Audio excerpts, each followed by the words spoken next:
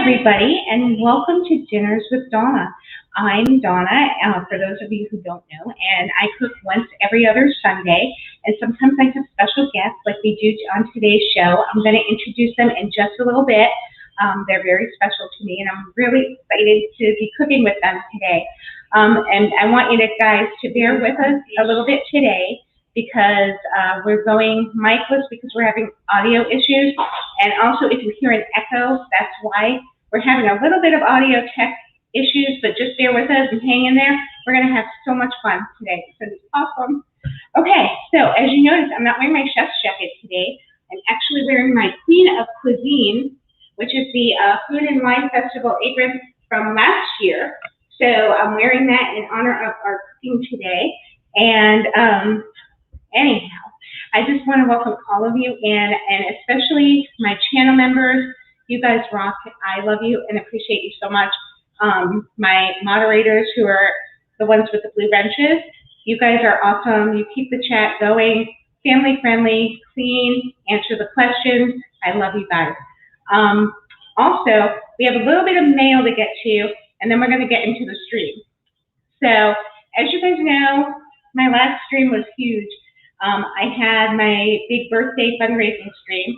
I didn't get to get everything from my PO box apparently, so I had a few straggling things that came in, and I want everyone to be recognized, so I just want to go through that really quick.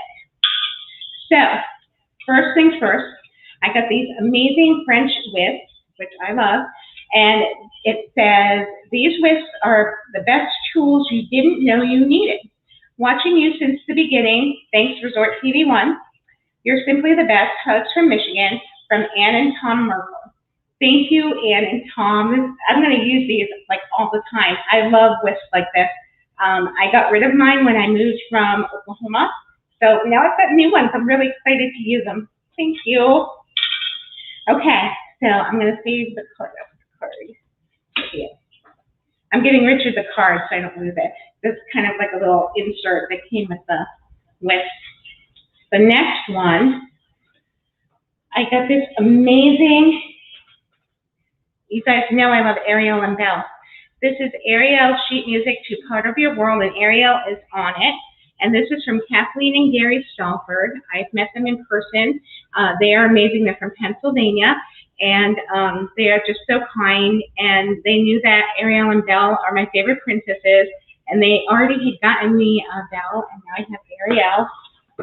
And she's amazing. So thank you. Thank you very much for thinking of me. And then we have a few cards. We've got this really cute birthday wishes with a cute little dog on it. And that also is from Gary and Kathleen. It came with the Ariel sheet music, which is awesome. And I hope you guys can hear me. Let me know in the chat if anything is off, because, you know, we're doing our best. Okay, so now we have birthday wishes here. We've got great balloons with a beautiful note. Another one, she sent me 2 cards because she said, "I don't think my present's going to get there on time." And the card and the gift kind of came at the same time, which is kind of funny. But they made it. They made it, Kathleen. Okay, so now we have a really cute one. It's got glittery watermelon popsicles on it. And it says, "May your extra special kind of day bring joy in every kind of way. Happy birthday, Joy and Justin and Peyton Sanudo." And that's Joy S in the chat, and Jay Sanudo, and Peyton. And I love you guys so much. And there was a gift card in there, very generous. You don't ever have to do that. And I really appreciate you guys thinking of me. It really always touches my heart, and your generosity and kindness just goes above and beyond. I love you guys so much. And then the last card is so beautiful. It's like 3-dimensional. It's got all kinds of flowers and jewels on it. And it says, "Happy birthday. The world is a brighter place because you're in it." And that's from our good friend, Scarlett Clenford. Scarlett, if you're watching, thank you so much. I cannot wait to see you again. It's been way too long. And so that's that. We also did get a $5 PayPal from Verna It's Verna. Verna and Glenn Castro. Sorry, Verna. Thank you so much. You did not need to do that. And also, the last thing I need to tell you is that for those of you who are not in my Facebook group, I don't know why my brightness is going up and down, but oh, I'm sorry, guys. Anyhow, if you're not a member of my Facebook group, you should be, because we post all the recipes there, as well as my updates on my fundraiser. We raised a total of $7,091, and I could not be happier. It's all because of you guys. You guys did this. I just facilitated it. So thank you. We made a child's wish come true plus a little bit more. So we're on our way. And so our next fundraiser will be Thanksgiving weekend. So put it in your calendars. We're going to do all kinds of cookies, different ones from last year. And I am going to have special guests, and it's going to be awesome. So, okay, I'm going to put these aside. Thank you. And I am going to bring in my very special guests. They are dear friends of mine, and you guys may know them. I know them, and I love them. They are Pepper Tree Della. There they are. Hey. We have Doug and Arnie. They're in the upper right. That way. I never do it right. I never do it right. And then we have the amazing Ben and Crappy Sherry on the bottom. I'm so excited that you're here. Hi, Donna. You'll have to excuse me while I eat my lunch while we're here. Go right ahead. You're good. So guys, today we are all going to create inspired dishes from both coasts, the East Coast and the West Coast, because that's the best, is having it all. And we've got the Epcot Food and Wine Festival we're representing, and we're representing the DCA and California, so as a whole. So you just wait, and you're going to love what we have in store for you. But I'm going to say that, do you want to go over what we're going to do really fast, and then we can get into the recipes? Sure. You can just start diving in and start entertaining everybody. Okay. So Doug is going to start us off, and he's going to make an almond cake, right, Doug? Yes, an almond cake.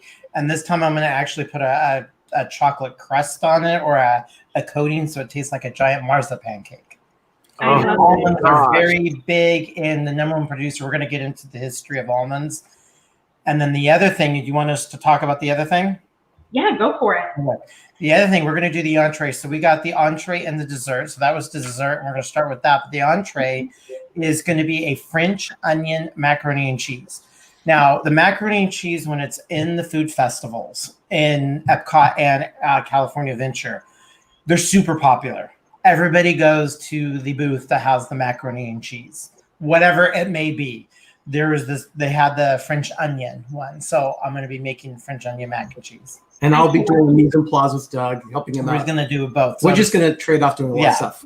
That's awesome. So you're each other's sous chefs. Oh, yeah, because we haven't prepared or done anything. The other thing I pulled out was the 8x2 pan. At least I know what a sous chef is. So now, Ben, what are you going to be doing for us? I am going to be working with Sherry, and we're going to show a couple of mocktails. Not cocktails, but mocktails. I love mocktails. And I chose one that is citrus-based, since I chose one that is citrus-based because both Florida and California are known for their citrus. That's very true. And something about mocktails, I just wanted to let you guys know. There's one that they serve at Top of the World at Bay Lake Tower. It's called the Little Monorail. You may have seen Samantha's Instagrams of them in the past, but she adores them, and she's put away 6 in one sitting. So she's a mocktail queen, so she's going to love what you're doing there. Wow. We'll have to find out what's in called the Little Monorail. It's so easy. It's just pina colada mix and orange juice and pineapple juice, and I call it a fruit salad on top because they put a cherry, orange, lime, the whole kitchen sink on top. That's cloyingly sweet. It sounds great. She can knock those back. I don't want to know what her blood sugars are after all that. Oh my goodness. So I'm going to bring it home, and for Florida, from our Epcot festival, I'm going to be making the Brazilian cheese bites. Now, I have made these way back when I was first starting out on one of my shows, but I know it's a fan favorite, so I thought I'd bring it back and show you how I do it again. They're so easy and they're so yummy, and everyone loves them, unless they're lactose intolerant, but I can't do anything about that. It's cheese. What are you going to do? And then I'm going to be making also to both coasts, Disney's California Adventure as well as Epcot's Canada Pavilion have this amazing beer cheese soup, and we're going to be making that as well. And if you have been paying attention, we have a cheese theme going. You think we're all from Wisconsin? We're very cheesy. We're very cheesy. The Brazzi bites are the cheese bread, and the cheese soup, and the mac and cheese, and We the thought about dessert. We thought about doing a cheesecake, but we thought that's adding. We're doing a palate cleanser with chocolate and almonds. Yes. And we apologize to the lactose intolerant people. Just use your dairy-free cheese and you'll be good to go. And before we start, I forgot to do a chat check. Do you want to do a quick chat check, Richard? Yes. Chat check, Richard. We have Karen Cook, Hi, Karen. Big Mountain Dave, Hi, Dave. Zach World, Hi, Zach. LJ, Hi, LJ. Dad Resort TV1, Hi, Jerry. Woo! Samantha Lowe, Hi, Sam. Deborah Doodle, Hi, Deborah. Janie B, Hi, Janie. Angie from Adults with Disney, Hi, Angie. Pepper Tree Villa, I know those guys. Hi, TTV. Craig Verbatic, Hi, Craig. Mike Matthews, Hi, Mike. Mr. Paula, Hi, Paula. Roxanne Simpson, Hello, Roxanne. Sebastian Pratt, Oh, hi, Jeanette. Pete Devitt, Pete, we love you, Pete. Roxanne Simpson, Oh, you said hello again, Roxanne. the Orlando guy, Richard, welcome in. It's so good to see you. Hi, Mary Ellen. Vincent Piccolo, Jen. Hi, Jen. Paula Bell, You did. Hello again, Paula. And again, I'm hearing an echo. I hope you guys are not hearing an echo, so I apologize if you are. So sorry. Florida Feeling, Hi, that Florida feeling. Angela Winter, Hi, Angela. Eric Dumont, Emily, welcome in. I'm so glad you're here. Disney at Florida, Hi, Brandy. Francisco, Hi, Francisco. Trisha Thayer, Hi, Trisha. Are we caught up? Yeah. Okay, we're ready now. Okay, so I'm gonna put you guys on the full screen and let you get going on your almond cake, and we'll periodically put Ben and Sherry and me to the side if we have questions or anything. sounds good. Well, I don't have an air horn, sorry. Say, Hi, UK Disney Cube and Mandy, welcome in. Magic, Hi, Cher. Now we're about to plan. You lied, you are not done. Hi, Glenn. Gaza family, Hi, Jaffa family. Jan, Hi, Jan. Virtually, Oh, hi, Margie. Okay, I think we're caught up now. Okay. Hi, Annette. If we missed anyone, it's not on purpose, I swear. We love all of you very, very much. No, Okay. it's not personal. No, not personal. Only if we're talking about Doug. No, just kidding. I love you, Doug. Okay, let's put them on the full screen, Richard. No, that's not how you do it. Oh, are they on? Okay, great. Here we go. Okay. We gotta pay attention. Look in here. We're gonna start Okay. putting together the almond cake. We could pound this out really quick. We haven't brought anything out. We haven't prepped anything. So you guys are seeing us from scratch. So it's gonna be a whole Rachel Ray kind of thing. So I'm gonna get my trusty apron I got for my birthday at Disneyland. And I don't know if they sell this at probably the do. park, but it's the tiki room. And it's all kind of tiki with an embroidered Jose. And I'm gonna go ahead and get the So- food processor out. We do this. I love that, friend. This whole thing, It's all done in a food processor. I'll it's get that. super fast. I've probably made it over about 12 times for dinner parties and I think we're going to just deal with that. I think I need to be tied up.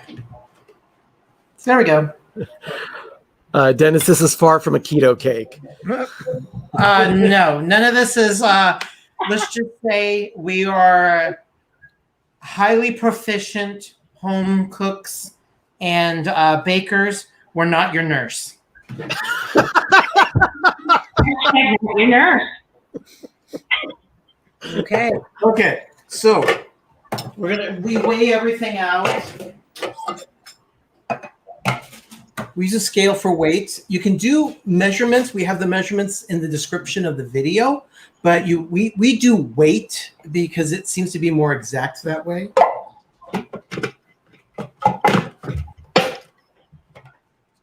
And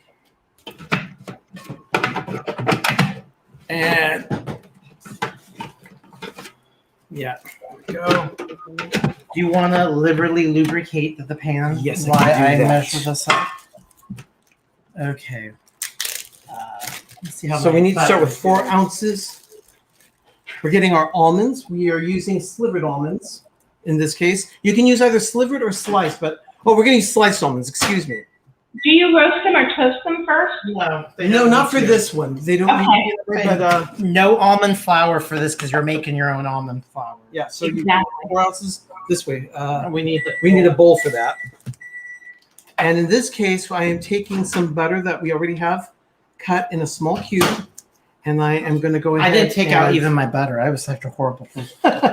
I'm going to go ahead and Liberally. liberally butter the pan so that it does give it a nice coating. That way it doesn't stick to the pan. You do need to do this in the food processor. So use it in we call this is a 14-cup food processor by Cuisinart. It's a kind of like a commercial jobby. So you guys, so we need almonds. Zero this out. And how much almonds was it again? 4 ounces. 4 ounces, a quarter of a cup plus 2 tablespoons. I hate that. Okay. So we found these at the Costco. They were really cheap a pound. Nice. Yeah, they ended up only being about $3.50 a pound. It's amazingly cheap. Oh, that's a good deal. Okay. For some reason, California almonds are not expensive this year. But we have almonds. You guys see this? No. Oh, that's not good. I'm glad you guys can't see me screwing up. Did you forget to put the blade in? Yep. I've done that. We're not in a hurry. I just feel like we're rushing for time. I'm going to slow down. Let me move the camera so you can actually see what's going on with this. Yeah. Itchy eye. There we go. There we go. Okay, so we can see Almonds. almonds, and then we need the sugar. I got to have it out. Here we go. Yeah, I already have it out. Okay. Ode to sugar. 7 ounces or a cup. Okay. Again, this goes so fast, people. So I'm going to go ahead and weigh it out here. So what we're gonna do is Let's do he that. lubed this up. You want to actually, we're gonna put almonds on the bottom of this and move them and spread them out. So we're gonna create like an almond crust. I created this because I thought this would be fun. So you guys can't see, but whoop. You Doug-eyed it. I love it. So I'm making it an almond Like an almond crust. for the. That's going to be beautiful. I'm kind of heavy-headed on the almonds. Well, it is an almond cake after all, so go for it. Oh, yeah. Now, I have a question. Sure. What size is your food processor? 14 cups. Oh, you Yeah, got the big one. Okay, mine's 9. it's a big one. This was It's the biggest you can. This was get. one of those purchases that I made just before buying the house, knowing that I was going to prepare the kitchen. Well, it's a family member worked at Williams Sonoma, and she was doing a friends and family discount, and all high-end appliances were like 80% off. Oh, that's incredible. So yeah, she was gracious and shared her family discount with us at the time, and we outfitted the kitchen very well with that. That's amazing. So I just kind of. Okay, so you're there. That's going to be so pretty. It's gonna be crunchy and almondy. Okay, let me put this over here. Okay, and then right here we also have the almonds already in the processor. We have 7 ounces of sugar, quarter teaspoon of salt. Place almond, sugar, salt, and almond extract into a food processor until you pulverize it. And I mean pulverize. So now, Doug, do you need to be careful that you don't turn it like into a paste or a marzipan, or is it? No, because you're adding the sugar to it, and the marzipan is where you have to add like a binding agent. Right. With your own almonds. Gotcha. Almond paste, it's actually egg whites. Yep, that's right. Okay, we put the salt in there, Yeah. and it's going to be a quarter teaspoon of salt. Now, some places say use kosher salt. We use just normal Joe Morton salt, but don't get ionized. No iodized salt in this house. I was and going then- to ask about the salt because I do use the kosher, so good Yeah. to know. You can use either. Baking evenly, you just want to use normal table salts because of the Gotcha. granules. It distributes easier. King Arthur flour has a whole like story. and look at behind that, we it. have exactly half a teaspoon of almond extract left. I so thought we used the good stuff. That's perfect. it's out. We're done. We're out. We're- Okay. We're done now. There we go.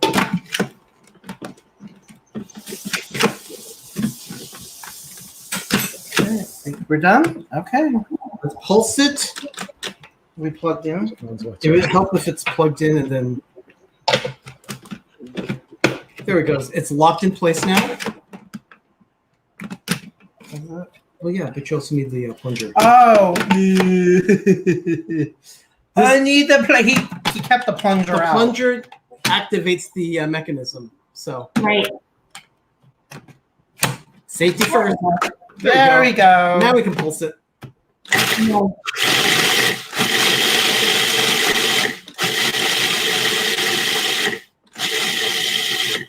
Okay. We're just pulsing it. So, yeah. Oh, first preheat your oven to 350 degrees and lower the rack to about a third down. Oh, that's good to know. That might help. We're also going to do 3 eggs here. So I've got one quick question. What kind of consistency or texture are we looking for? Because we don't want to over pulverize, right?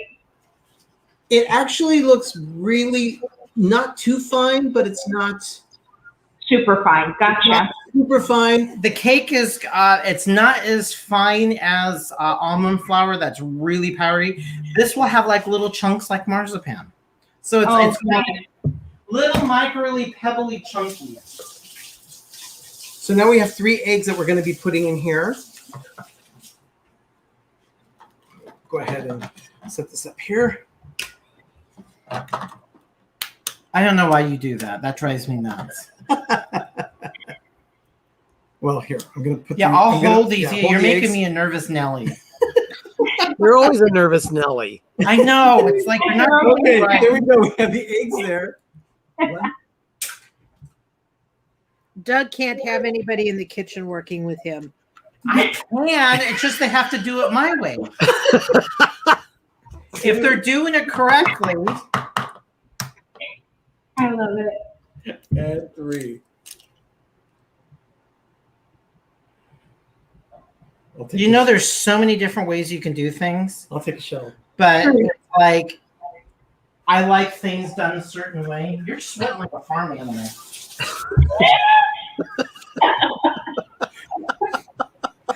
It's warm here today.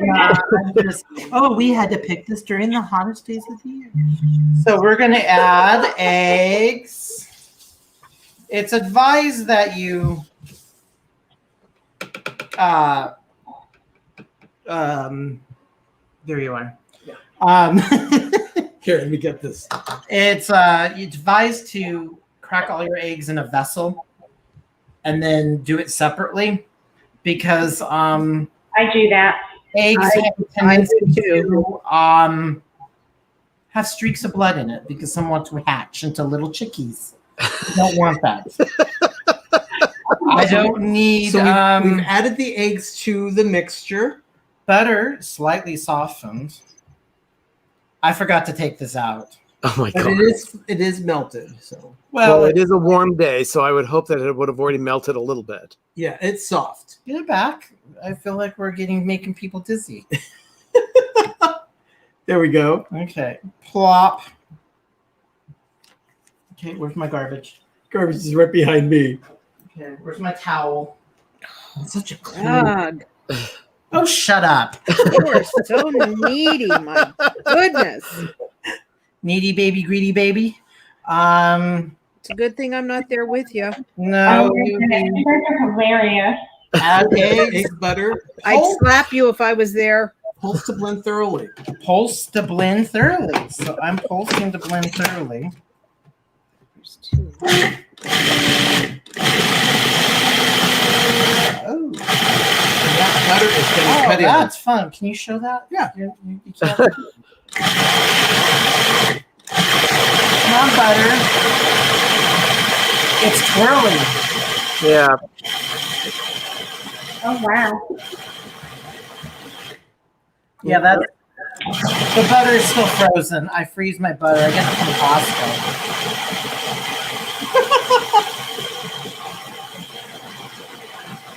Comedy of errors. And I just want to say, Richard, the Orlando guy, said you guys have done this before, right? Not with frozen butter. And I'd like to welcome in Denise, We'll be Sharon, Okay. and Tiki Man fan. And Mary and Kathy, and Nathan Rita. Hello. Okay. Come on, melt butter. Oh, and Mickey Travels. Hi, Mickey Travels. All right. Travels. We Then add the flour, the baking soda, and pulse until just slightly blended. okay. Did you get the baking powder out? No, I thought you did that. And we've got to get the 1.5 ounces of flour. Yeah, put that in a cleaner bowl because this has Oh, egg goo in it. Hashtag egg goo. So These- I'm going to be just measuring it out right here. Note to self, everybody. Baking powder should be replaced once a year. That's correct. Yep. So, and soda. So look at it. They say the date is pretty good on it. Just picture it when you're starting to do heavy baking during the fall. Just throw what you ate, you have. It's just too cheap because this makes a huge difference to be live and active. And you want things to poof.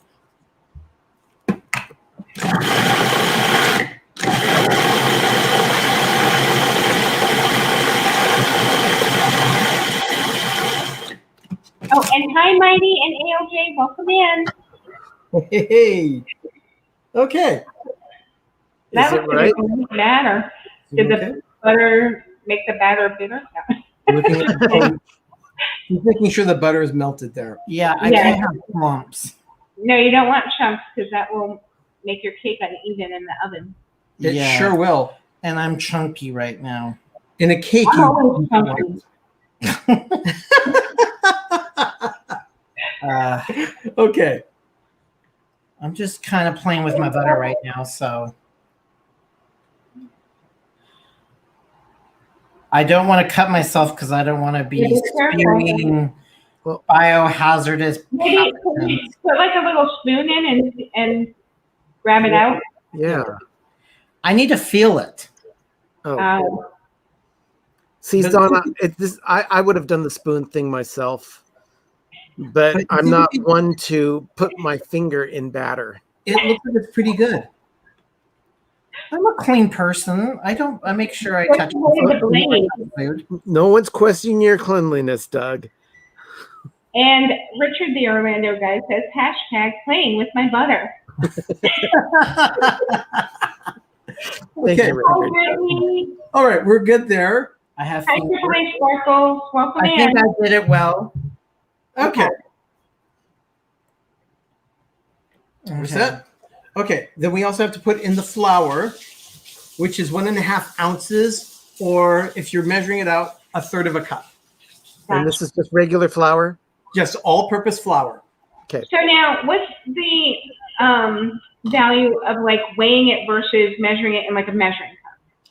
It seems we've actually had experience with this before. For some reason, when you measure it that way, it's more of an exact measurement for the baked goods itself. Think of baking as more as like a science project in chemistry. Yes, that's what I do. Volume and weigh are two different ones. So when you weigh everything out, you're getting the correct measurement.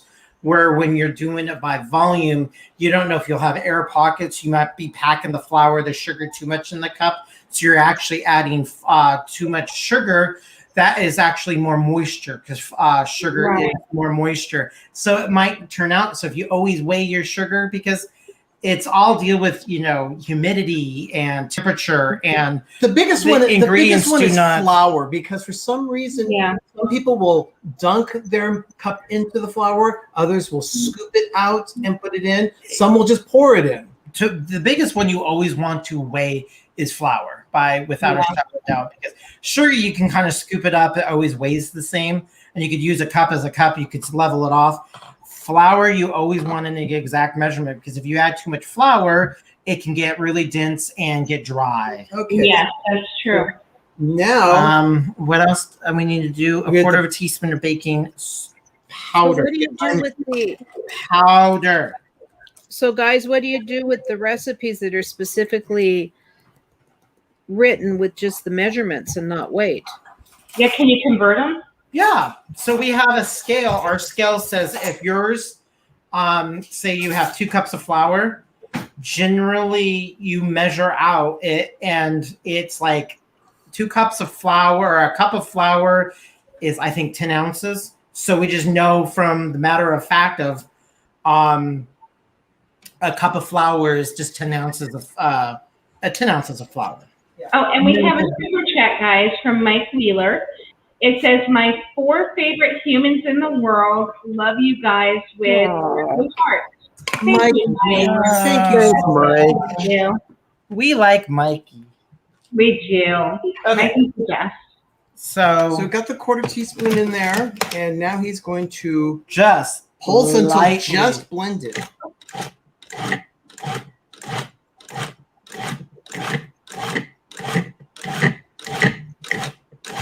And I have a question.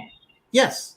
Now, when I'm baking, a lot of times it will say to like add all the dry ingredients together in a bowl, mix it, and then dump it in. Is there a reason you're not doing that with this, or is this just the way the recipe goes? This recipe goes specifically this way because it's all done in a food process. Yeah, you don't need to add. You just add the flour and the baking soda, and you're just kind of like making it. So it's the baking powder. Yeah. So yeah, baking powder, not baking soda, baking powder. Hold this. I can't either. I love it. So now, let me go ahead and I bring gotta this get down. the goo all over. I got to clean the goo off of this. And don't lick the blade. Everybody at home, never do that. Yeah, don't touch that blade. I'm not going to tell you what happened to me at Friendsgiving, but that's... oh, dear Lord. Oops. Not my clean floor. Uh-oh. Apparently, Richard's eating an It's It at the same time as watching this show. Good for you. Oh. Yeah, the It's It's are delicious. Yeah, Richard... It's are like awesome. yeah, but Richard's not green eating tea. an It's It. I actually just did an episode of Life with Ben on our channel regarding It's It's. So if you haven't seen that, tune into Pepper Tree Villa and check out my latest episode of Life with Ben, where Doug Artie and I sample It's It's right there in the kitchen at the villa. Yes. Oh, and that, by the way, we didn't get permission to do a tacky, shameless plug. If my mods have the link for that stream, please feel free to put it in there so people can go check it out at their leisure. Thank you. It's a lot of fun. It was so much fun. The green tea one, that one I can't even. See, and I don't think I would touch that one, Donna, because I'm not a green tea fan. Now, see, I like green tea, but not with dark chocolate and oatmeal because it's such a delicate flavor, And I think the other flavors of the dark chocolate and the oatmeal cookie would probably overtake the green tea and make it taste more herbaceous and grassy, I think. Yeah. Yeah, it made it feel like it was kind of like eating cookies and chocolate in the middle of a lawn. That's not good. And For all your Florida residents, it's like eating the Everglades. Yeah, that sounds about right. The pumpkin one looked really good. The pumpkin one is delicious. Its are great. They bake the oatmeal cookies there in the factory. They make their own ice cream, and then they put the sandwiches together and dip everything in dark chocolate. Well, enrobe actually. So I like to enrobe. delicious. Oh, Mickey Travis, thank you so much. Oh, Mickey Travels, thank you so much. What a fun stream. You are all doing a great job. Thanks for always bringing food magic into our homes. Oh, Mickey Travels, you are so kind. Thank you. We appreciate you. So we're going to talk a little bit about almonds a little later, but just to know that California is the largest producer of almonds, not just in the country, but it seems the entire world. Mhm. Oh, wow. I didn't know for the world. I'm going to do just a quick tappy. To get all the air bubbles out. Yeah. Now, so- are you afraid of the almond crust, like, coming up? Because, like, when I've done that with my key lime pies, the crust always, like, I get crumbs in my batter, and I hate that. No. Oh no, actually this one behaves. Okay, good. I was placing it in the oven and it bakes for 35 to 40 minutes. So we know our oven is calibrated-ish enough. So we know, and I've made it so many times, that I know it takes 35 minutes. And I don't even have to check it. You should know your oven. So Donna, Yeah. back to you, Donna. Yeah. Okay, yeah, it's time for you guys to relax now. And I'm going to start making the Brazilian cheese bread. So we're going to start with, we're also making it in our food processor. I don't know if you can turn it so they can see what I'm doing, or, yeah, there we go. Oh, that looks good. Yeah. Oh, perfect. Okay, so this is so simple, you guys. We've got the oven preheated to 400 degrees. We have an egg, 1/3 of a cup of olive oil, 2/3 cup of milk, 1.5 cups of tapioca flour. So this is a gluten-free recipe. A 1/2 cup of grated queso fresco, and a teaspoon of salt. Oh, I forgot my salt.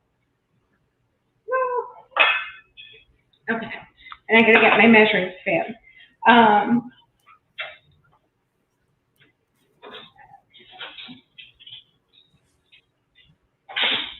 Okay, sorry about that, guys. Okay, so my oven's already preheated to 400, so I did that. I've got my muffin tins right here, all ready to go. Let's see. And it doesn't say, let's see, it does say to grease it, so I'm going to grease it.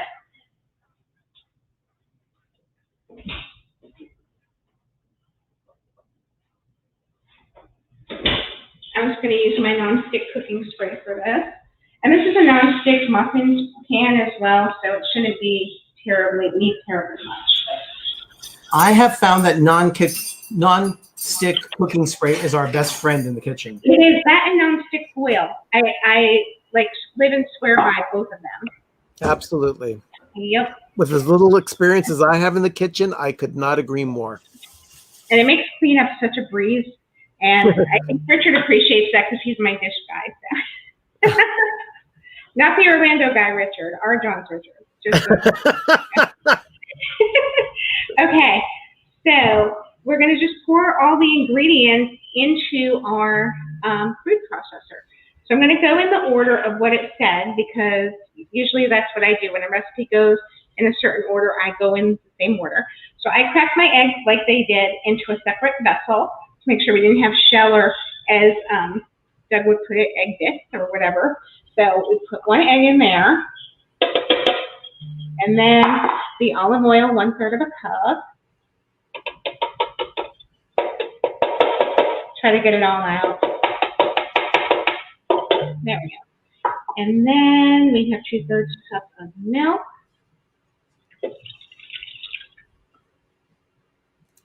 And then we have our 1.5 cups of tapioca flour, which I pre-measured and put in my cup here.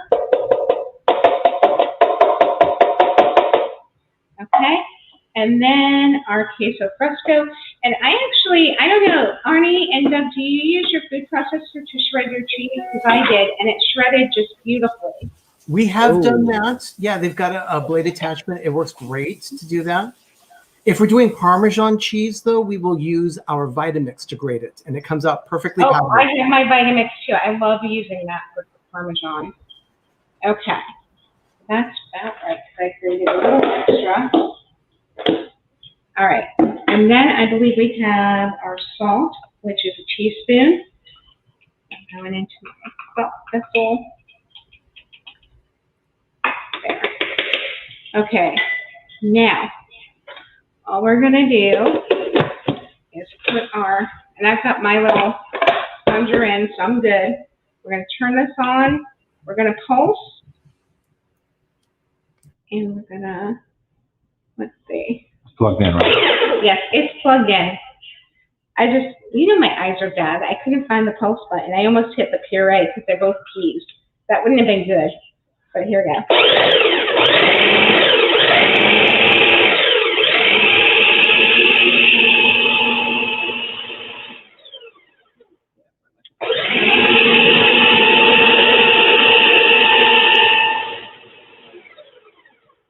Okay, that looks kind of good, but I see some flour, residual flour on my blade, so I'm going to get a scraper and scrape it off so we can incorporate that.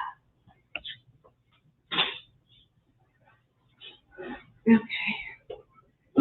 Just want to get all of that in there. There we go. It's just going to take a little more pulsing. There we go. Salt is done. Okay.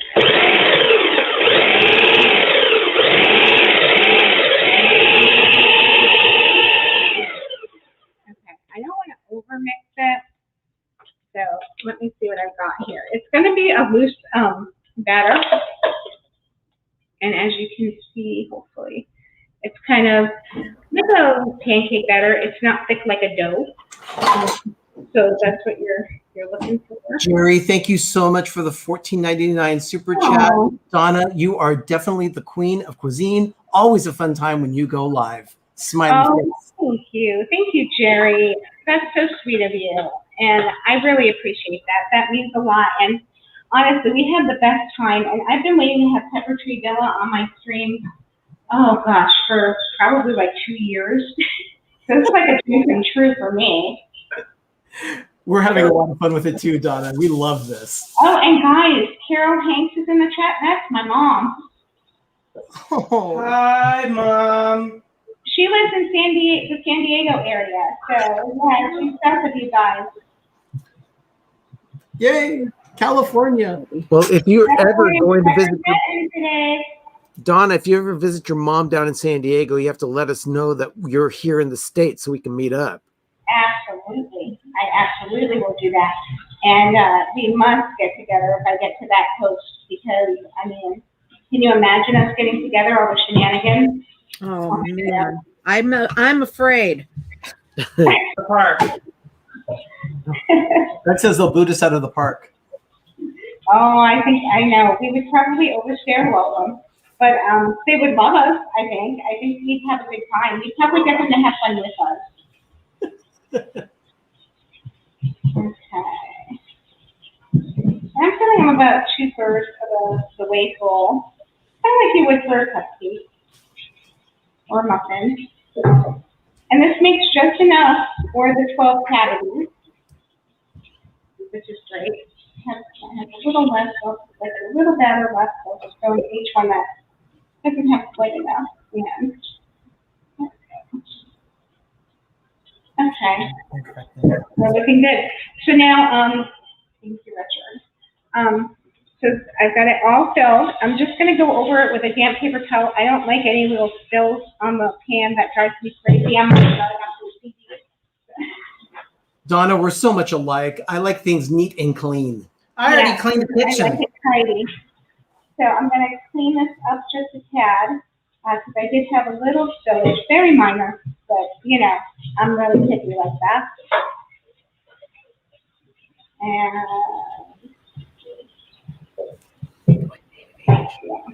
okay, now we're looking better. See, no more spills. Okay, so I'm going to give my hands just a quick rinse because I got some batter on me. And now all we do, now how simple was that, you guys? It took like what, 5 minutes to pull? Everything just goes into the food processor. You pour it evenly into your muffin cupcake tins, and now we go into the oven for about 18 to 20 minutes, and we'll have Brazilian cheese bread. So, and we didn't have to pay like what, $4 or $5 for it at the port. We're gonna put it in the oven and put the timer.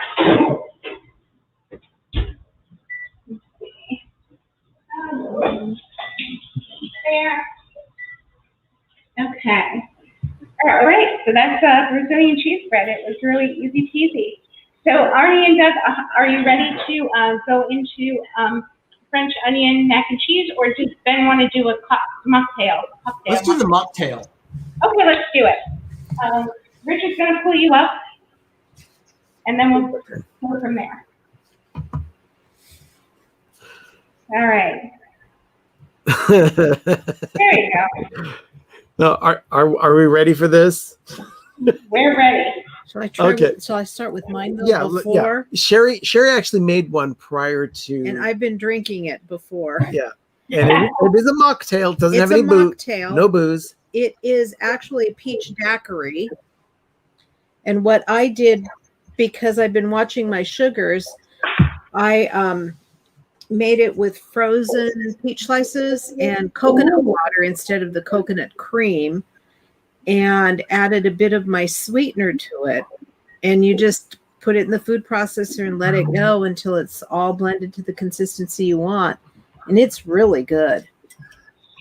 That sounds amazing. Yeah, it was. I do that a lot with pineapple too. So Now, for my drink, I am going to be doing a virgin lemon drop. So let me put the camera down a little bit so we can see what's going on here. All right, so starting with a little bit of ice here, and I've got some fresh lemons. This will be interesting. See if I can use a knife. should I stand away from you? Oh God, you act so feeble, I swear. Don't hurt yourself, Ben. You got the wrong knife too. Well, Yeah. I can't do anything right, can I? We're going to go ahead and squeeze some of this. Well, wait a minute. What? Do you know how to squeeze it so that you keep the seeds from going into your drink? How do you do that? You use a reamer, And a like juicer. that. Where's Okay. your juicer? Oh, good grief. You want me to do it? No, you hold it in your hand with the pulp on your palm, Ben. I'm supposed to what? Okay, and then you squeeze it, and the juice will go out, and the seeds will stay intact. use your palm and your fingers as strainers. Turn the lemon over. Yeah, there you go. There you go. Perfect. See, you're doing it great. And make That's sure it. you don't Perfect, have Ben. That's great. paper cuts or little sores in your hand because it will hurt. Yeah, I'm okay that way. Sherry Cassidy is asking, why are you letting him use a knife? You've dropped a seed in there, Ben. It's okay. It's for me. I can handle it. Oh my gosh, such criticism. Okay, I've got one lemon here already, and it's a fairly juicy lemon, so it's got a lot of juice coming out of it already. And I used ice actually made in the ice maker that I showed on my show. Oh, I Couple love weeks that ago. ice maker. I love it. I love that ice maker. That ice maker is amazing. I'm going to use the juice from one more lemon.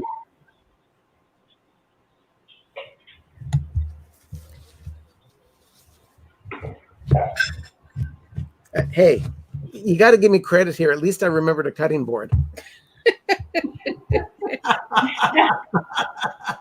Baby steps, Ben. Baby steps. Yeah. Everyone had to know that if I was going to be on a cooking show with Donna, that I would be the most challenged. Aw. We would mentor you, Ben. Oh, you're already trying, and I'm already failing miserably. I've been trying a lifetime. Yeah.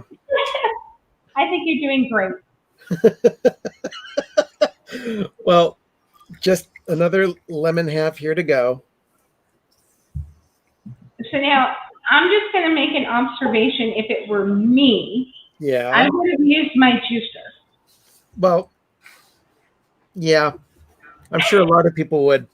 A lot of people that know what they're doing. Well, just because I see you struggling and I feel bad. No, don't feel bad, Donna. And we've got several here in the house. Okay. And do you know what the juicer looks like? I even have an electric juicer. Really? I love you, Ben. Okay. I have a bottle of mineral water here that I'm going to add in as well. Any of your favorite brand, or Well, this one is Pellegrino. that's a good kind. So we're going to put in a little bit of sparkle to it. Oh, And my then- finger just said, as long as Ben doesn't have to fold in the cheese. And then we have a homemade simple syrup that Sherry did prior to the show. Yay, Sherry. It was 1 part water to 1 part sugar. She boiled it about, an hour and a half ago? I didn't boil it. Well, she mixed it. She heated it. So we're going to add a little bit of sweetness to it. Ooh. So, Sherry, how long does simple syrup last? Is it like honey that it will last like forever and ever, or does it only last so long? It won't last forever and ever. It'll last a while, especially if you put it in a tightly sealed jar. Mhm. But if I try and leave it for too long, it will sometimes tend to form ice sugar crystals. Yeah. No, I did see the seed here. Oh, he's going fishing for a seed. I found the seed. It's out of the drink. Okay, so we're just going to give it a little bit of a stir. Hi, Sherry, and hi, Mark. We're going to see if it has enough simple syrup for you. Yeah. It looks refreshing. Oh, Sherry, try that. Like a sparkling lemonade almost. Yeah. Where's my vodka? It's a virgin It's very lemon good. drop. It's very good. It turned out really, really good. Just Yeah. fresh lemon juice, Pellegrino, and some simple sugar syrup, and you're good to go for a refreshing drink on a summer day. That's a fancy lemonade. Yep. Nice. Okay, so he's going to put us all on. And I just wanted to mention, because like Sherry is like my hero. Oh, She's like the crafting goddess, the queen of crafting. I love everything she does. And not only is she a wonderful person, but she's very talented. I won this beautiful, oh, you won the bells. Oh, it says all the way. And Sherry made this, you guys. Now, she has an Etsy shop where she has some of the most amazing wreaths you've ever seen. I know Doug calls them Luca wreaths, but us ladies know they're just very, very fashionable, and I love them all. If my mods have the Etsy link, it should be in the description of the video too. Go check Sherry out because she's amazing and I love her. Right now, there's nothing in there. I'm restocking. we're you prepping. Yeah, Yeah. Do you restocking. have Christmas and fall things coming, Sherry? Yep, I do. This is a sample of something that she has already. Oh, It did you is- make one that looks like Soulmane? Well, it's a dollar that came from IKEA, but it was just white. Sherry used her Cricut machine and made all of the little fancy Love it. little. I love that. That's That's on that. It's adorable. It looks like something you would find in Soulmane, which is a beautiful little town in Yep. California for those of you who don't know. And they were such a pretty penny there for them. These will be going for $20 each. Wow. Wow. Yeah, it's insane. Yeah, but They're so cute. I They're love fun. that. Yeah, they're fun. yeah, they're called Dallas. They're a Swedish horse, and they are super cute. Yeah, there won't be many of them. I think I'm going to have like half a dozen white and half a dozen black. So if anybody's interested, they'll be up next They're out. week. Everybody knows, every Disney fan knows what LE stands for. Yeah. But you know what? You may be a fan of Sherry for doing all the crafting, but you should be a fan of hers for having to put up with the three of me, Arnie, and Doug. Oh, hands down. She can give it, though, right back at you guys. She Yes, she doesn't can. take your nonsense. I love that about her. She's sassy. We're going to start boiling noodles so I can get that off the pot. Get that off the pot. Get it off the pot. Excuse me. Get it off the stove, because one thing about macaroni and cheese, there's just a lot of dishes to it, a lot of pots. So I want to get the noodles cooking and boiled and done so they're off to the side, because I need the other sides. I'm going to move the camera over here a bit. Alyssa and Neil. Oh, hi, Alyssa Neil. They're using their pot filler. I love that. I've always wanted one of those. So convenient. Then you don't have to run the pot from the sink to the stove. It gets heavy. No, we don't. Yeah, that is one of the things that Doug and Arnie insisted on when they redid their kitchen. Actually, it was our little contractor. Our contractor insisted that we do it. He knew that we wanted to do a lot of cooking, so he said, have you ever considered doing a pot filler? Did you see? So always put your lid on it, because it makes heat and energy. Cover it, it boils faster. Okay, so we got that going. Now we can start working on For the sea sauce. level people, I don't know about. Do you salt Is your last. water? Okay. What we're gonna do is start chopping up the onions. Doug, do you salt your pasta water?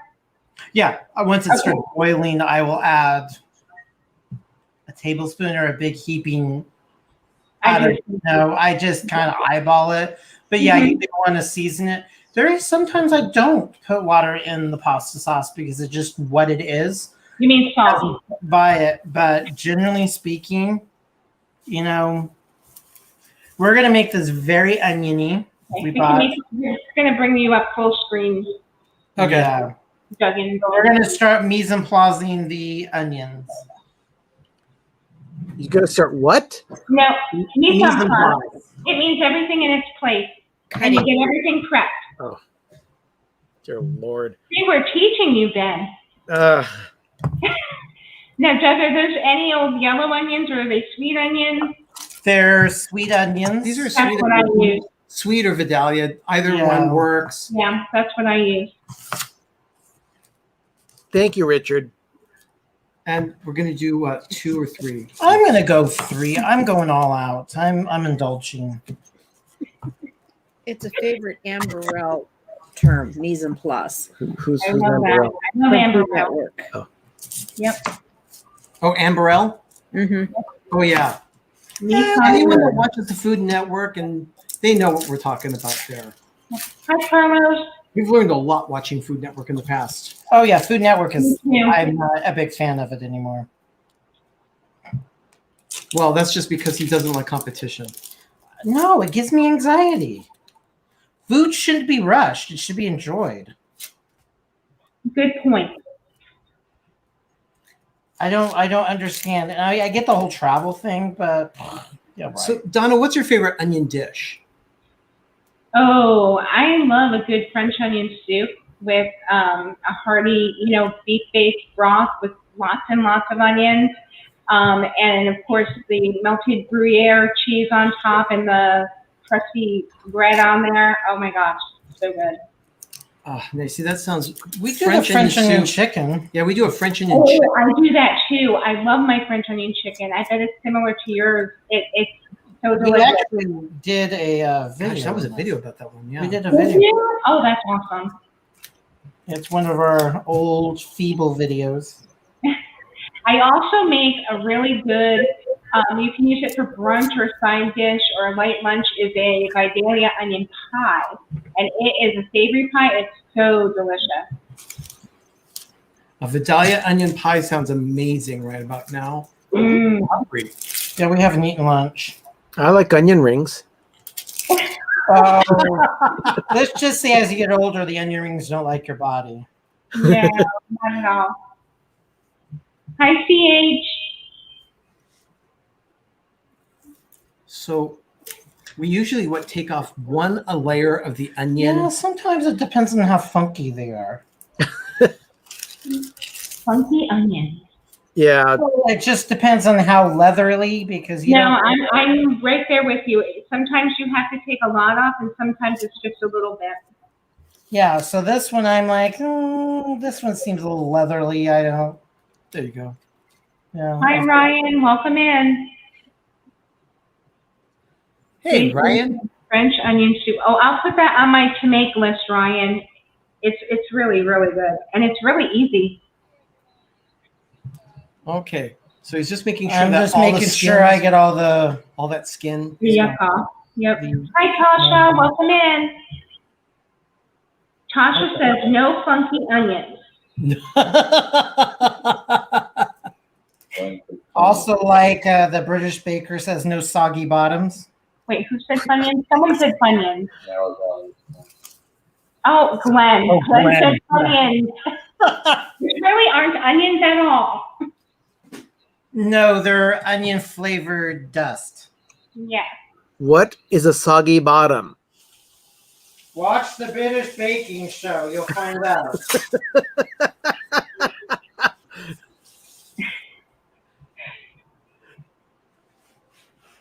By the way, our kitchen is somewhat international too. These granite countertops came from South America. Oh, wow. And then if you look at the tile floor, that's Italian. That's Italian. Ah, you went all around the world. You Yeah, know we when did. it's real Italian when you put hot dogs in your spaghetti. It's an Italian treat. It's That's an Italian quote, treat. quote from the Big Bang Theory. Yeah, we watch We Eat on TV. So I'm just kind of slicing. Now, do these sweet onions make your eyes tear as well? I don't know. We'll find out. I have to say, in my experience, the sweet onions or the Vidalias, that's why I use them, because they aren't as strong and they're much more milder. Yeah. Okay. Regular onions are far more pungent than a sweet onion. Yeah, they sure are.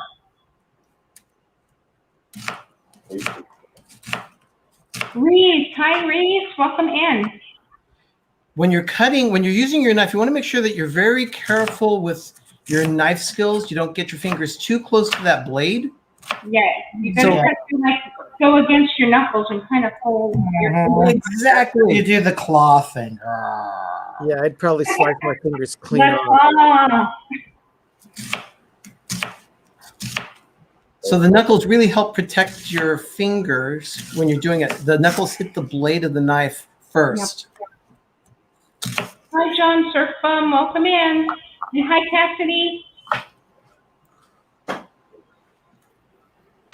We're about halfway done with those onions there. We're going really fast now. And you guys have to remember too, the viewers, when you're cooking the onions, they will reduce. So you're not going to end up with as many onions as you're seeing here. It's like spinach; it always reduces. Yeah. There's That's a water true. content. These onions are so full of water. That's all they are. High water content for sure. Okay. Yeah, we have some facts about onions too. We'll talk about that in a bit. Yeah, from UC Davis. You've got onion facts from UC Davis. Yeah. Come to find out, California Can you just pull it back up? I can't. produces basically grows all the onions for the United States. In northern, central, and southern central California. Not all the onions, but a high percentage of onions come from California. Oh wow, I just made a huge mess. Oh, that exploded. Okay, so Richard the Orlando guy says, fun fact, to minimize tears while cutting onions, use a sharp knife to cut the onion. You release less of the enzymes into the air. And that makes perfect science sense there for me. Because lately, as I've been, because these knives are like super, super sharp. Which knives do you use? Huh? Like what brand of knives do you use? Oh, this one is a global knife. Oh, okay. It's Japanese, We also have one from a company called Shun. And then we also use some German knives from Henkel's, I believe. Oh, nice. Yeah. Well, I think we're going to be replacing those. We're not too pleased with them. We Richard- prefer Japanese knives. Richard has another fun fact, and it says to minimize tears while cutting onions, cut the root last. It has a higher concentration of enzymes. That's another good one. Richard's full of lots of fun facts today. I love it. It's like a pop-up cooking show with Richard. It is like a video, but with cooking. I love it. So yeah, these onions are going to really reduce down. We're going to be cooking them in some beef broth and some Worcestershire How's it sauce. going? Oh yeah, here we've got an update on the almond cake. Oh, look at that. Cake cam. It has about 6 minutes. It's a little gooey. Nice. It's coming soon, It's very liquidy. but we're working on. Let's see how this works. Let's see how this is going. Welcome in, Matt. Good to see you. Oh, Woodstock knives are really awesome, Richard. I agree. Oh, and hi, Linda. Yeah, Wusthof knives are good. Yeah, Wolf stuff is good. But whatever You know- Japanese knives and German knives are different. Exactly. And but What these would you recommend for like say you're on a budget?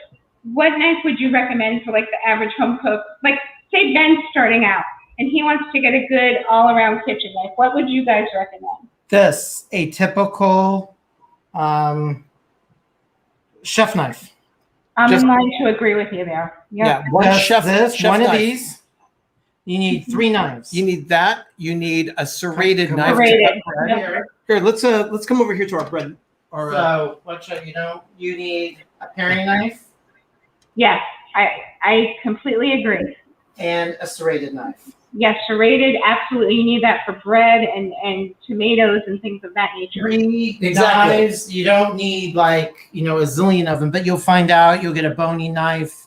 Mm-hmm. You'll get a small serrated knife. Yep. I do a Sanduko knife. I was going to Oh, say, I love I like that. the Sanduko. Santu. So the Sanduko.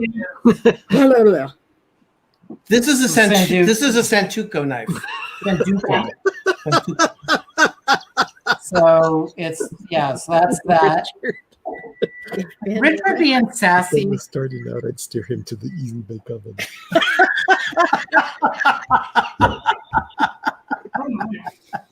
Oh, Thank you, Richard. It's inappropriate. No, he's just on Ben. He's steering Ben toward an easy bake oven. Okay, I hear boiling. I hear boiling. I'm boiling. Now this is really Orlando guy says if Ben was starting out, I'd steer him to the easy bake oven. Well, it's safe. unless he hits his hand on the light bulb, Oh dear. then he would burn himself there. There you go. Okay, it's just about boiling. I heard it. Okay, so if we don't mind switching just for 1 second, the Brazilian cheese bread just came out of the oven. I just want to Yeah, show go you. ahead and go back. Please. Please. Oh, Oh my gosh, those look good. Are they beautiful? So we're gonna let them cool down and then we'll flip them out and we can try some. But yeah. Yay. I've got bread envy. that. Bread envy, I love it. Okay, so Doug is going to take the onions. Oh my gosh. That's a mountain of onions. But you'll be surprised, Ben, what it I'm reduces. waiting for it to boil. Yeah. He wants the pasta to boil. Boil. Boil. But you can It's see, starting, I see the bubble. yeah, it's just about at a rolling boil. It's So, almost there. so now he's going to take some kosher salt. Have you ever had a rolling boil? They're not easy.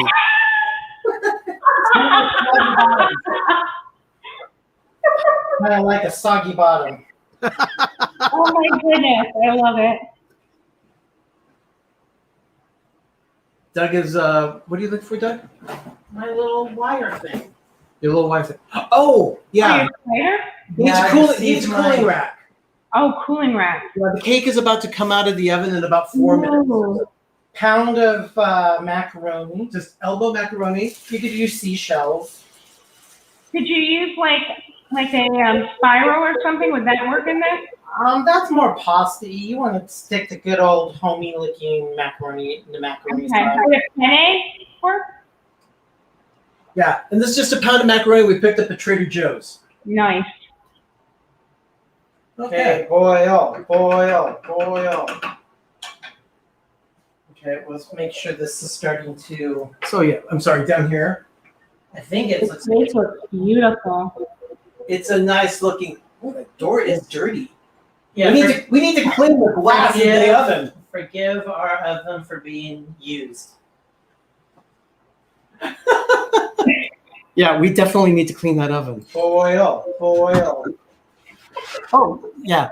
By the way, Doug was asking me earlier about my apron. Oh, that's amazing. I got this actually back in the 90s when I was living in Southern California. In-N-Out had, before the internet, they had a catalog that was out at the store, and I saw this apron and thought, you know what? I'm going to do that. So I ordered myself an apron, and they even gave you an opportunity to embroider your name on it. So I thought, yeah, I'll get my name on my apron. That's amazing. I love it. I use it all the time. It's very Sesame Street. Okay, so now we've got. Oh, look at that. Yes, that's a good rolling boil now. So that's not going to take long. Okay, I think it looks. I will check it though. It could have been, He's checking the cake. Generally it's 35 minutes. I've used it, but sometimes I'm like, oh, it needs to go in a little longer. So you never know. Now, when you're doing your pasta for the mac and cheese, do you cook it al dente or just a little bit under because it's going to be baked? This one is actually going to be stovetop. This one is just going to be stovetop. We're not going to bake the oven. Oh, okay. Yeah, we're going to be toasting the panko and then drizzling that on top for serving.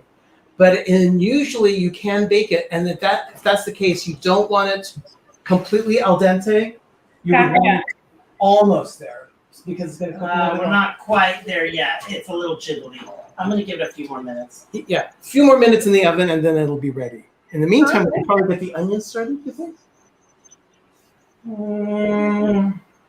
What I can start is. Oh, I agree, Denise. Non-GMO pasta for the win. Trader Joe's is very good. One of the few U.S. supermarkets that only sells non-GMO. That's really good to know, but I love Trader Joe's also. I am getting. The stuff is good. I like using canned stuff, but this. Oh, that's what I use. I use it occasionally. I don't always use it. Oh, I use that all the time. That's all I use for chicken flavoring. Okay, note to self. The jar is stuck. Oh, no. So I have muscle. So he has a little tool. Handy dandy tool. This thing. If you have never used one of these little tools, get Oh, one. I have one of those. They're awesome. So you get a little handy dandy. You just How much pull it is out. You know what I found has worked better is a silicone Represent. A silicone mat. a silicone mat that is sold for that, and for me it works better than that does. Mm-hmm. I have a device similar to the one they're using that I got on QVC. It's like a can opener as well as a jar opener, and it adjusts to all the jar sizes, which is really cool. He's getting his glasses on to read. Are you using beef, Doug? I'm beef. Oh, hi, Nancy. Hi, Nancy. I didn't see you there. I'm sorry. Dissolve 1 teaspoon and 8 ounces of boiling water. Did you want to taste the beef? So yeah, I'm gonna do. First of all, I got to get boiling water, so I'm nucleating it. Nuka rating. Yeah, another one of Dougisms. So We need to put together a dictionary for our followers. Yep. I had a.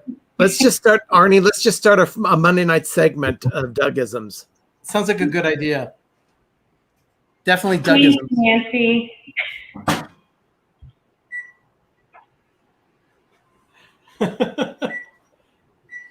Okay. I'm like the queen of kitchen tools. This is so fun, Donna. I'm having a glass. Normally I just use good old, Swanson, for it, but Yeah, this me might too. be- but there's times recipes need a concentrate. Yeah, I You agree. actually put this in and you don't dilute it, and it Mhm. makes it. And it gives it more flavor too. Yeah. So I got the beef because I was making something, and it really made a huge difference. Yeah, there's this one guy that we have watched on YouTube. He uses this all the time. I think his channel is Pressure Luck. Yeah. And he uses Better Than Bouillon for a lot of his recipes. I use the chicken one for my chicken divan, for my chicken pot pie, for That chicken divan that Sherry makes is a Disney recipe from what used to be, what was it, King Stephen's Banquet Hall? Yeah. Oh yeah. Man, that's a good divan. How's the cake coming along?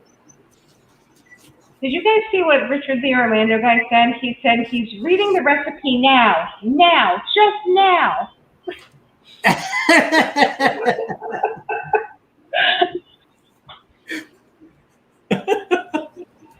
Oh my goodness. Oh, and Denise said to look at Wish for those items for the best price. Oh, good idea. And Oh, and Paul Paul says, does Doug come with instructions? Does he? I don't think we would be able to understand any of those instructions. Does Doug come with instructions? Like, you guys are so mean. It would be hard to follow instructions.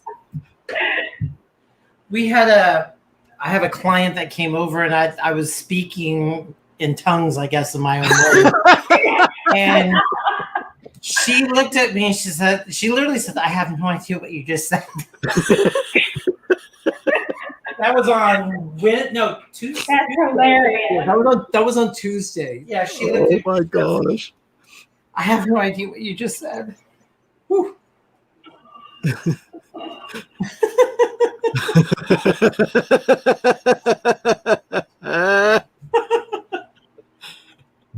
That's so true. Yeah, it is very true. She's really, really nice.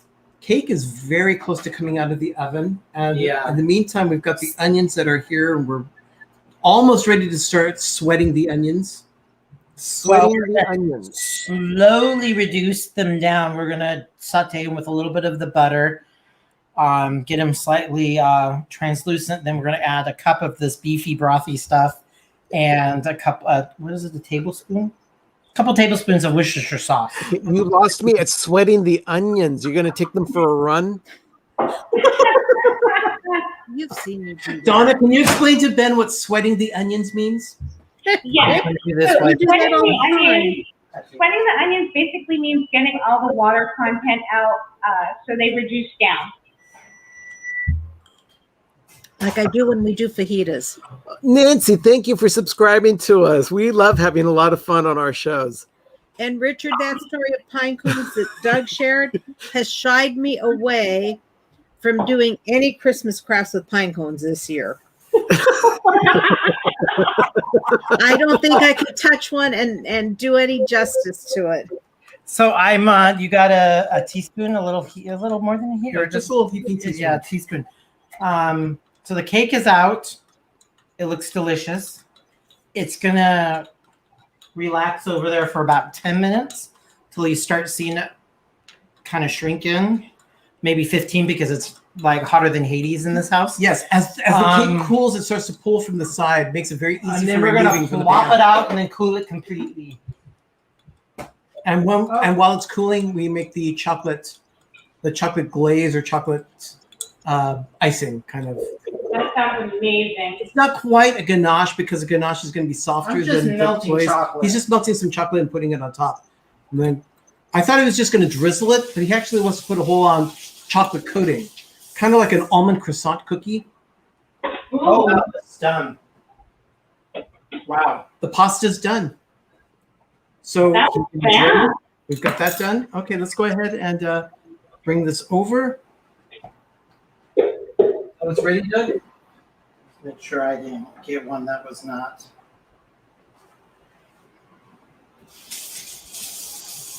Simba too. Oh, hi, Simba, too. Welcome in.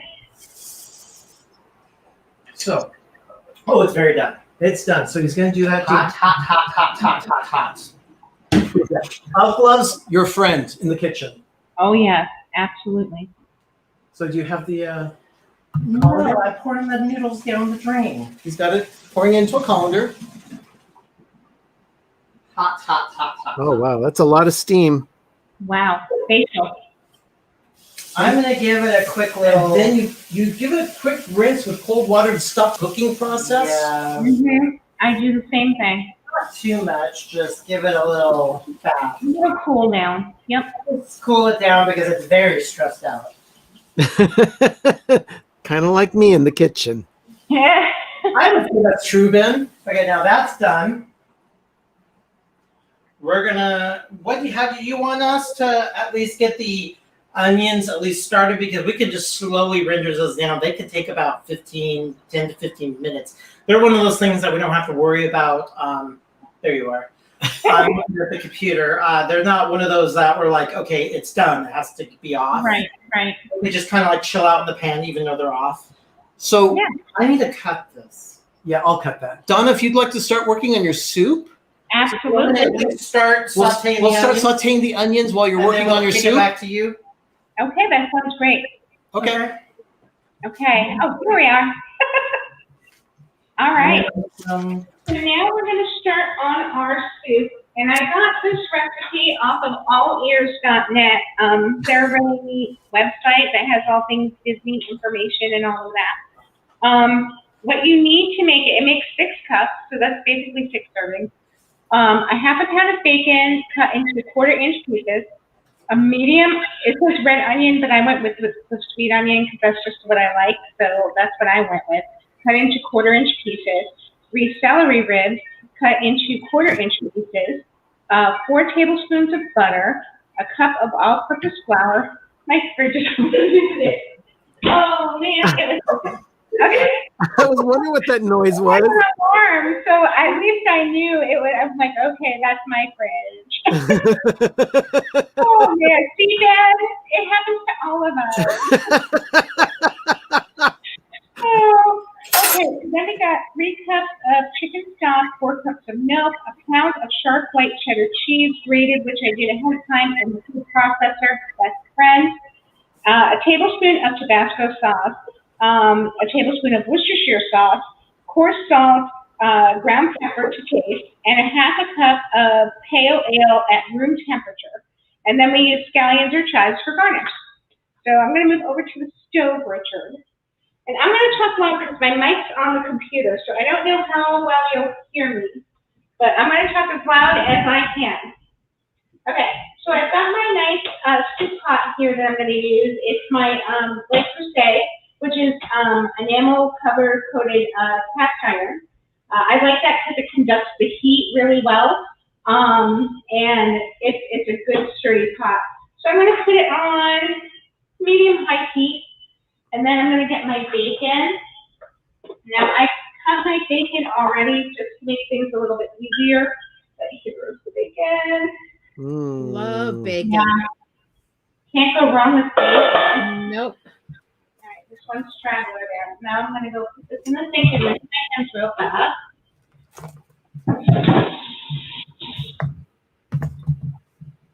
And I probably was overzealous and should let my pan heat up a little bit more beforehand because it's not sizzling yet. But no worries, it'll come up to temperature and this will start sizzling. So just be patient. And it should come up to temperature really quickly with the enamel coated cast iron because it's a good conductor of heat. But it's heavy. That's my only complaint. And this actually, like I said before, is served in both the Canadian and the Canadian booths at Grand California, or Disney California's Adventure, I'm sorry, and Epcot International Food and Wine Festival. So we're covering both festivals with this one. And I'm sorry, I'm looking at that camera because that's where you can hear me from. This is where you're seeing me from. So hello. Oh my goodness. Okay. Donna, can we chime in just really a hot second? Absolutely. You need to see. Put them up. Put them up. There you go. So this is just, it feels like there's a lot of onions here, but it's going to reduce down to nothing. So I have No, you wait, guys, till you see that because it's really going to reduce down. So I'm just kind of sauteing them and making sure they don't like fling all over the oven. But we're just kind of like reducing them now. We're going to be cooking these down to absolutely nothing. And They'll soften up nicely. so I'm just giving it fills up the pan. This is, I forgot how many quart of a saute pan this is. But we'll just like cook these suckers down. Mm-hmm. Now, Okay. how much of a reduction are you looking for? Like, are you like just A to get golden brown, a dark amber golden brown, almost like are you looking for them to get like 50% reduced or a third or roughly? It's probably going to be about a 50% reduction. Yeah. That's what I kind of thought. So they're just going to reduce down, and then they're going to sit there and braise in the broth and the Worcestershire sauce. That's awesome. Okay. Back to you, Donna. Oh, thank you. Okay, so we're back on baking cam, and we're just rendering our bacon, and we're gonna get it. We're not gonna get it like so crispy, like it's all the way done. But we're gonna get it most of the way done, and then at that point, I believe we're adding our onion and celery and our butter. So we're just chilling out at the stove at the moment. So if anyone needs to jump in or wants to jump in with anything, feel free. Now, is Sherry still here? I'm here. Okay, I would like to know, if you wouldn't mind, what other creations are you going to be stocking in your shop? Oh, golly. Mainly signs this time around. I may have a couple of wreaths, but Ooh, signs are good. yeah, You mainly make signs. Oh, I'm excited. Yeah, Halloween, fall, and Christmas. That's awesome. I've been having way too much fun making them. I can't keep them all. Well, they're so cute. Everything I've seen, like if you guys ever want to go back and watch a fun show, they had a live stream to Pepper Tree Villa from their Hallmark store. And she went above and beyond, and she actually gave away a ton of her creations as giveaways to the people there that were at the store in person, because it's very expensive to ship a big wreath and everything. But they were just absolutely incredible. Yeah, the wreaths are, I love making them. The problem is that shipping them is so expensive. Shipping has gotten so expensive, and it's just going up more, I've noticed. Even for like a 2-ounce package I sent the other day, it was almost $4 to ship it. I was like, when did this happen? Yeah, and I hate to charge people the amount that it, because, you know, one of the wreaths, I sent one to a friend as a present, and it was $46 to ship. Oh, yeah, I'm not surprised. And It's I hate absolutely charging that. Yeah, it's crazy. And the signs, I think, are a good idea because they're smaller and you know, you don't need that oversized box to Right. ship it. Right. I'll be buying some for sure. Oh, look at that. Cassidy says that they have a very cute Halloween sign from Sherry and they love it. Thank you, Cassidy. Aww. Which one did you get, Cassidy? We sent them out at random, so it's always interesting to find out who got what. Yes, absolutely. I can actually go get a couple of them to show everybody what they're looking like. Right back. There we go. Oh, Oh, Piglet Trusty. Hi, Christine. Piglet Trusty. Welcome in. And I don't know if you guys can see it or hear it, but our bacon is really sizzling now. It's rendering down, and we're not going to drain off the fat because that's going to give our soup some really good flavor. So it's going to be incorporated into our soup, and it's going to be really delicious.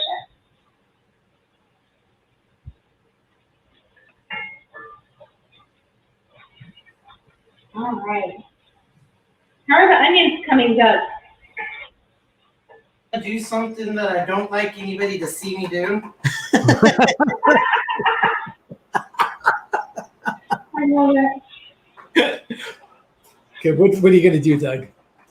I'm going to demold or depan this. He's taking the cake out of the pan. He doesn't like Oh, yeah. Make do it look This pretty. is making me super nervous. So, if you guys want to see it, do it live. Sure, why not? So if it explodes and just crumbles to a zillion pieces, you get to see it. Or I could do it in secret.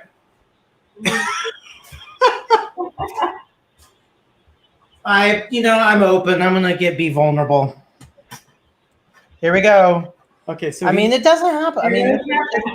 you take a cooling rack, turn it upside down. Let's see if it worked. I'm super nervous. Ooh, It's so beautiful. pretty. So show the pan. Back out. So yeah, it worked. Yay, me! That's awesome, Doug. It looks amazing. Oh, Kathleen, thank you so much. We really appreciate I'm that. I'm a nervous Nelly when it comes to this. So I'm gonna just take a few of these that just kind of stuck and find them and just kind of like, Replace them. yeah, just because this turned out really well. Yeah, don't touch that It pan. looks amazing. Yeah, it's very, very hot. I'm not saying to curse myself or be like Beetlejuice and you say it 3 times it happens, but I have a tendency of burning myself more than cutting myself in the kitchen. I don't know why that is. So many people cut themselves by accident because when you're a cook, accidents happen. And lately I've been burning myself than cutting myself. That's not fun. Yeah, the vocabulary can get quite colorful at times. Well, it hurts. Spewing biohazardous pathogens all over the food, and that's not good. Oh my goodness. Yeah, I've seen the fun fact from Richard, the Orlando guy. For Christmas, Doug and Arnie put up 27 Christmas tree forests in their home. And this year, we might be able to make it 28. That's incredible. I'm so We excited. won't have a place to live or sit. Yeah, we won't or have a place to sleep. sit down. We'll kind of like nuzzle down in between trees and probably take naps or something like that. But So You we're know what? starting to get translucent over here, and I'm starting to render. So what I'm going to do is Let's see. actually take off. they're starting to sweat down. The only thing I know how to render is a video. Yeah, wah, wah, wah. Did we put this in there? Oh, wow. Look at that. Okay, we'll just Oh no, the Worcestershire sauce is in there. Yes. 2 tablespoons? Yes. Okay. So this is going to be a cup of broth. So I'm just going to, I think they're translucent enough and kind of made it so.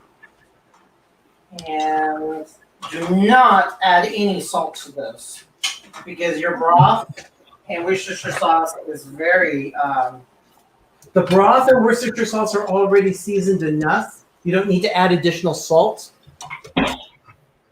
so I'm just going to So have that's a cup of beef broth that we made from the Better Than Bouillon and 2 tablespoons of Worcestershire sauce. So we're just going to reduce this down. So I'm going to put it on gas number 4. Kind of a medium high. So European. I learned that with a bunch of, when you watch European cooking shows, they do by gas number. Right? It's like Oh, wow. not medium, high, low. No, it's gas number. I like our European compadres. So we have French onion starting to percolate. Yes, this is, Cleaning my by the way, nuts. this is a GE profile oven that we called Paris. Its name is Paris because before I bought the house, I was saving for a vacation to go to Disneyland Paris. But then the house came around and I thought, you know what? I think the money would be better served to buy appliances for the stove for the house. So I took the money I was going to put toward the trip to Paris and just named the oven Paris. Oh, well, there you go. That Disney bank account real fast. But you've gotten a lot more use out of that stove than you would have had 1 week in Paris. Oh, That's true. You know, Absolutely true. I'd rather have this. So yeah, we've got Okay. our, So guys, my bacon's ready, so I'm just gonna dump in my onions, which I chopped, and my celery and my butter, and reduce the heat to medium, and saute them just a little bit.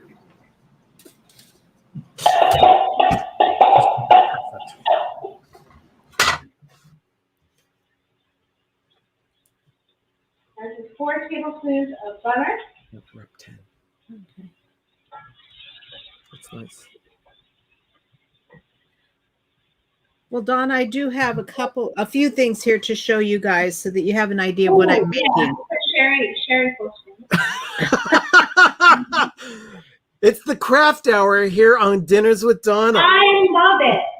There's Sherry, one sign. it's so cute. These are all done by using simple signs and things we got at I different craft told you stores. that she's a crafting queen. So there's I that like it. one. That's We have- amazing. We have a mason jar that says leaves are falling, autumn is calling. Fall breeze, autumn leaves, pumpkins, please. Then we have one of a family of turkeys. I like that one. Yeah. And then there's this one that says Oh. thankful and blessed. Thankful and blessed. That's so cute. Here's one that says the pumpkin bakery. Oh, I love that. Now, Sherry, are all these signs going to go on your fall trees? No, the majority of them I'm going to put on my Etsy shop just to see how they do, and then I can always make some for my. I like the mouse head on that one. Yeah, that's actually kind of groovy. Thankful, grateful, and blessed. Yeah. Now that one is just a It's just a simple canvas paint canvas that you can just prop up on like a. on an easel, Yeah. or you can put it in a frame. Oh my. Here's another one on a. This one. Oops. There's another one on a canvas. That's so. Oh, you're so talented. I agree Here's- with April. Here's Sherry, one on wood. April says your crafts are so Oh, cute. look at the turkey. With a mouse head. I I'm so love buying that that. one. I'm so buying that. Yeah, this one is super cute. Oh, so Donna's going shopping. Yes. There's Oh, there's this one that says running on pumpkin spice latte with a shot of pixie dust. oh, I'm buying like all of them. I can't stand it. There's little ones like this. This is a turkey. Oh, And then this one just says be thankful. There More canvases. more canvases. This one is on a painted canvas. Oh, that's cute. oh, that's so nice. And then this one is on a stretched, this one's a stretched canvas Oh, look at that. in ombre colors. Along with this one. Oh, that's so cute. Hello, pumpkin. There's another canvas. Look at that. I love that. Here's one for I love you too, Richard. This one is pumpkin patch, pie, cider, like all kinds of fall Oh, words. I love that. Yeah, And then I've got some oversized the bottle caps. bottle caps. Look at that. That's like the one I got. That Yep. was a 2 all the way. Yeah. This is one of my favorites though. The Scarecrow look at Cafe. Stay until you're stuffed. I like that. Oh, so cute. Here's a Thanksgiving one. There's another one. Come on, Dee, welcome in. Oh, It's. Do you make anything out of pine cones? I am not touching pine cones this year after Doug's story. No, that's my bailiwick. There's a Christmas ears one. oh, that's adorable. Here is a Mickey jack-o'-lantern. Wow. Hands off the pine cones. That's my bailiwick. So that's my territory, people. Here's a bird Bird, bird, bird, bird. in the fall leaves. My goodness. Here's a fall sweet fall. Oh, Oh my goodness. And you're gonna put a lot of these signs on your Etsy shop, Sherry? Yeah. Yeah. Okay. Oh, okay. Sold. Yep. I love Just that. a peppermint mouse head. So cute. And then I've just got some little like ornament type things, being that we're going to be doing a fall tree. Oh, So there's like that. sweet. There's ornaments like this that are just on the wood slices. Oh, yeah. And then ornaments like this. That can double as gift tags. Oh, I like that idea. These are little metal And the little gnomes are very Little popular. Christmas gnomes. little Christmas gnomes. Gnome is Yep. more than gnome. So that kind of gives you an idea of what I've been working on. You've been busy. Yeah. Sherry cannot sit still. Even when she's watching television, there's something in her Always something hands. in my hands. Always. That's amazing. Speaking of, she's not the only talented one in the family because her son Jeffrey, right? Doesn't Jeff do the 3D printing? Jeremy. Jeremy. Sorry. No, that's okay. They're But easily yeah, he easily makes exchanged. incredible things with He the really 3D does. printer. I could watch that all day. Todd is asking where these are sold, and you can send them, or you can check out Sherry's Etsy shop. It's shop.etsy.com/peppertreevilla. Yes, And and the right link is in now the video description. And too. right now, there's nothing in the shop because I'm just finishing up a lot of these to Look, Brittany got a pumpkin spice sign from you, and she's already hung it up, and it's August. yeah. That's amazing. Yeah, like I said, I don't have anything in there right now because I'm in the process of getting stuff ready to post.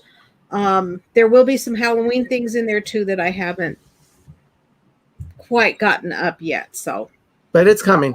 and school starts back tomorrow with students, so I'll be a little bit busy. Okay, now let's get back to food. Yeah, I want to jump in just for a second because we're at the step now. The onions, the bacon, and the celery have all, done their thing. So now we're going to stir in a cup of all-purpose flour, and we're going to just stir it for 4 minutes.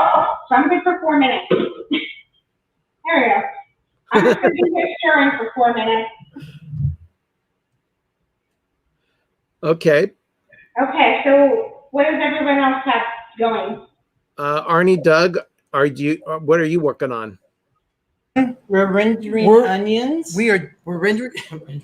is your We're putting them cake, down. They're cooking down, and we're also starting to work on the sauce, the is the bechamel cake sauce. ready for the to macaroni be? and cheese. They're working on the sauce. Oh, the cake's not ready to be unmolded.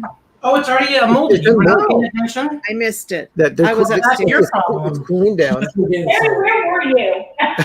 She was grabbing her signs. Oh, yeah. The Etsy shop is open, but we're waiting to get things posted over the next couple of weeks, Maureen. And So Jeremy has a shop too, right? I'm sorry? Jeremy has a Yeah, shop. Jeremy also. does too. Jeremy does have an Etsy shop at Lego Log Builds. I love this He's on pot. Instagram too, right? They can see what he's made. Yes. This is my favorite pot. Why is that? I just cook it in it. It's a saucier pot. I don't know. I just love it. I do everything in this thing. What But brand it's of pot mostly is to that? make sauces and everything. Please don't do everything in that pot. No. Okay, so Shut up. we're going to be warming up. We have half and half from Trader Joe's that we picked up yesterday. We're going to be doing 4 cups. So I'm just going to pour this whole thing into a Pyrex bowl. See, I don't trust him. I would measure that thing out. And it's going to be in the microwave just to take the chill off of it. I'm not adding any salt to this because I'm using salted butter because I actually ran out and I didn't go to the Costco to get my butter. So then we just put this in the microwave for how long do you want to put this in, Doug? Probably a minute until it gets slightly warm. A minute or so. What kind of sauce? What kind of saucier pan is that? It's like an all-clad. It's a 5-ply stainless steel, but it's actually made by KitchenAid. It's Okay. yeah, they don't make it anymore, unfortunately. But yeah, it's like all clad. But it's the same company that made it for KitchenAid makes them for all-clad. Because I like clean hands. Okay, so we're gonna have to. Hey, Richard, who doesn't?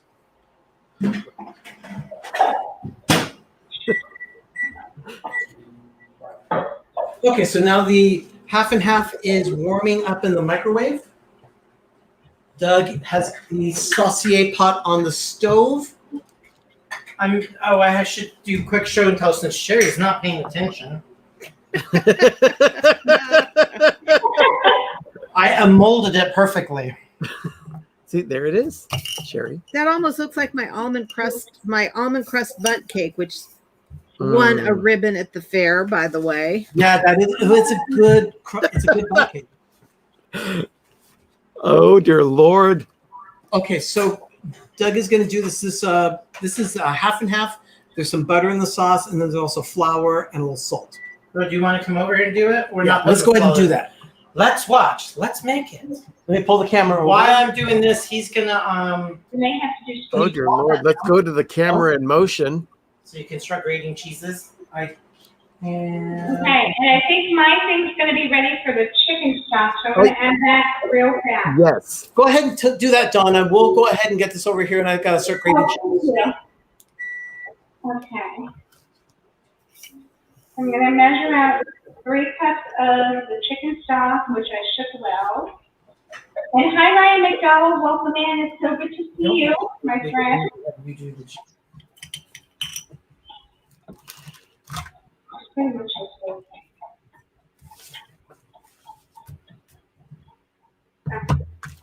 There we go. Just less than That's very interesting, Richard. Richard gave us another fun fact that says the saucier pan differs from a normal pan or skillet by the rounded bottom, which facilitates scraping sauces with a spoon. round bottom. Oh, wow.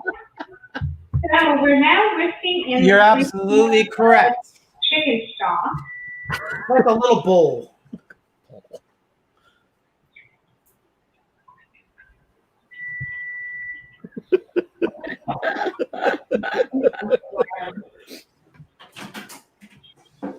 I made a splatter. Oh, yeah. Oh no, I lost the needle in your floor.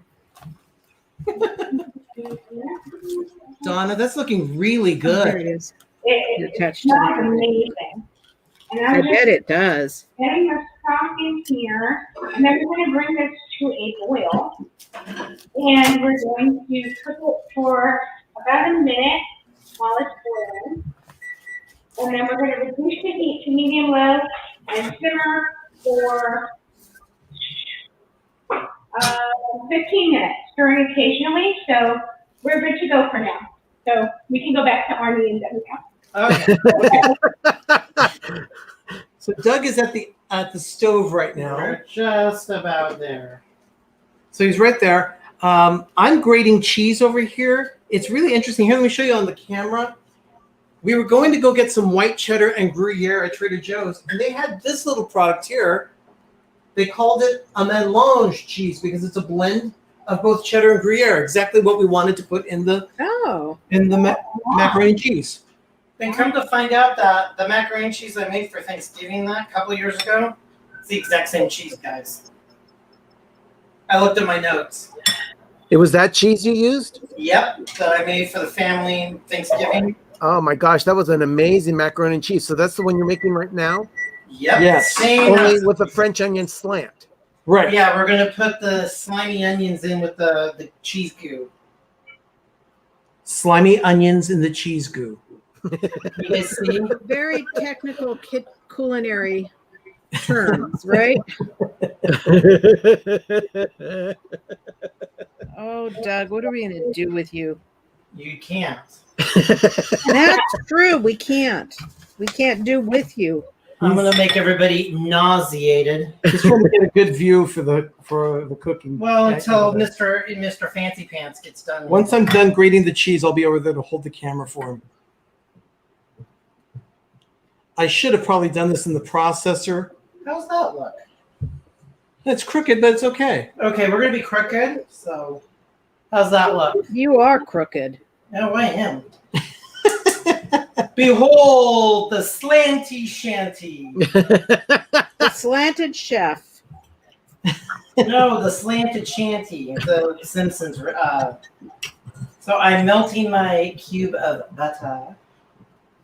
Now I use a whisk that has silicone on it, so it doesn't kind of scrape. Yeah, Doug is very fussy about his kitchen products.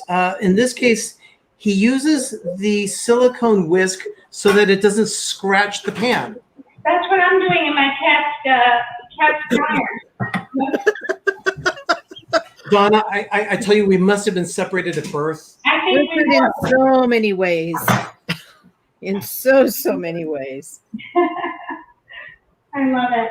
Patricia Carlson. Oh, hi, Patricia. Welcome in. Hey, Patricia. Oh, how nice. Oh, she's Is at it Wilderness raining Lodge there? right now. Is it raining at Wilderness Lodge, Patricia? It's thunderstorming where we are. Oh, it's Send nice some and bright and pictures sunny tomorrow. here. We have a baseball game going on about 5 miles from us. Oh, wow. Send the rain our way, though, because right now we Oh. could use it. It's been hot. Yeah, we're dry And dry. to the bone, and we're burning, literally burning. We've got a really bad drought going on out here. Oh, dear. So yeah, send some rain our way. It's like no joke. We have like no water. But I'm- right now, Look at you. Oakland is in the lead over Texas at 3-2. Or I'm sorry, 5-1. So Doug is making a full batch of a bechamel sauce for this macaroni and cheese, but I think he's only going to use a part of it because we're going to use it later on this week for another batch of macaroni and cheese. So, Because I thought I was going to take some. They were going to take some home, but so it's just barely getting to where it's starting to boil on the edge. okay. You can't see. So now I'm adding flour and whisking vigorously. That's important. Otherwise, it starts to burn. Yeah, you don't want, again, soggy bottoms or burnt flour.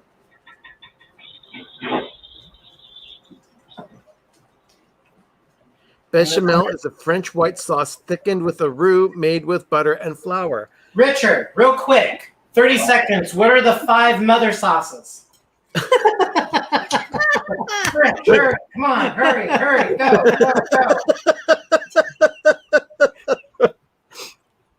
I didn't know there was going to be a quiz, a pop quiz here, Doug. So just a little bit. We don't need it too till it's like nettily fragrant.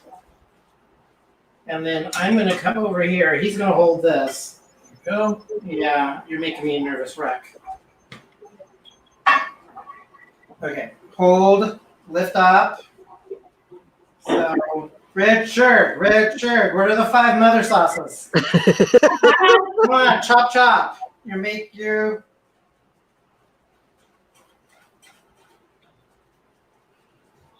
So you have to keep whisking because you just don't want it to burn. Yeah. And then you start to add your dairy, in this case, half and half, which is just slightly warmed. And you do it very carefully so it doesn't splash all over the place. Let's get a good. Okay. He has said the 5 sauces here. 5 mother sauces, the French. Yep. Bechamel, Okay. velouté, is that how you say that?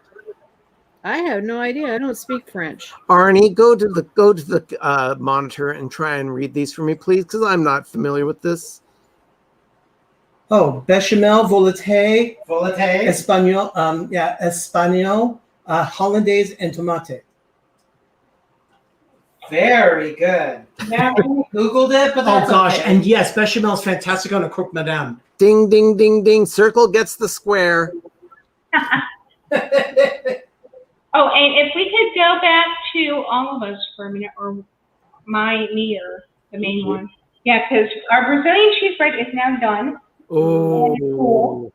So, my Richard, come on over. Or Orlando, guys, if you want to come try some, you're free to join us. oh, I wish. Okay. You ready? Here we go. Oh, Sam's coming to try. Oh, Good. hi, Sam. Hi, Sam. So good. Oh, you guys seeing Oh, me? we're gonna They're- have to make some of those. They were so simple and they're amazing. Such a I would mess it up for sure.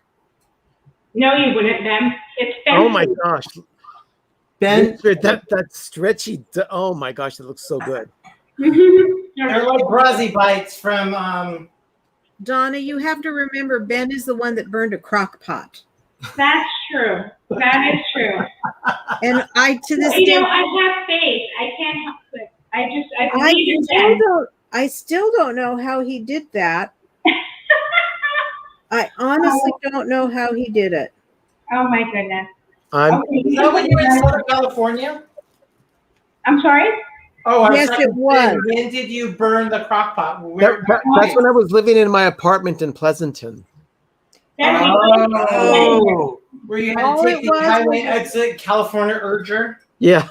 It was a very simple recipe that we'll do here that's one of his favorites, and all it is stewing beef in the crock pot that is It's with a cream of mushroom base. you do a cream of mushroom soup and onion soup mix, you know, the powdered onion soup mix, and Oh yeah. a can of cream of mushroom soup, and you put that in and cover all the stewing beef with it and let it go all day long and serve it over rice. And it ruined my crock pot. He burned his Oh, crock pot doing that. goodness sakes, Ben. Okay, so we have a super chat from CH, and it says, Donna R. Johns and Sam, my favorite online superstars. Oh, Okay, thank you, this is fine. CH. Thank you so much for that. We really appreciate you. CH is So very now, Ben, you have to redeem yourself. You should try making these Brazilian cheese bites, but be careful and don't hurt yourself. And don't burn down the house. Okay, I may have to do that for an episode of my show. You should. With Under Sherry's supervision. Yeah, Sherry will supervise me, and then you can send me the recipe, Donna. I will. It's so super simple. Yeah.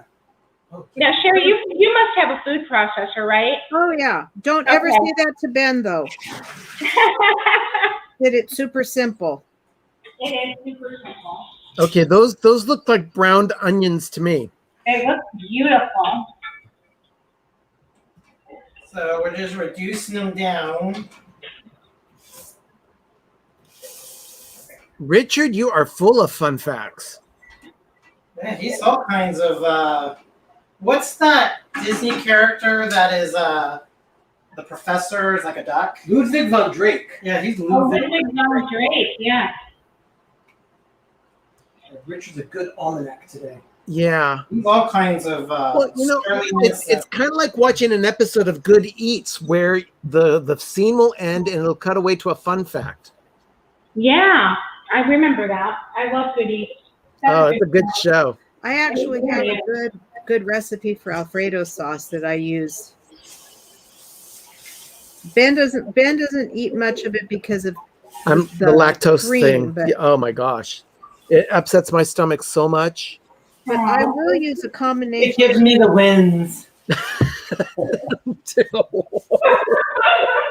Actually, I'll use a combination of cream and whole milk just to, for my family anyway. Oh my gosh. Doug, What? you didn't need to say that. Huh? I'm stirring. Oh, Douglas. Oh my gosh. I'm so hungry. See, if we were in person, he wouldn't be getting away with that stuff, Donna. I know. I'd keep him in line. You have to. And you do a mighty fine job of that, I may add.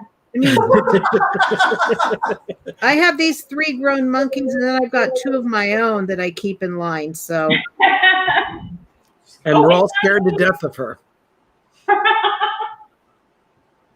Does Sherry rule with an iron fist? Yes. And then some. It's more platinum. well, I'll tell I'm you, diamond Donna, encrusted.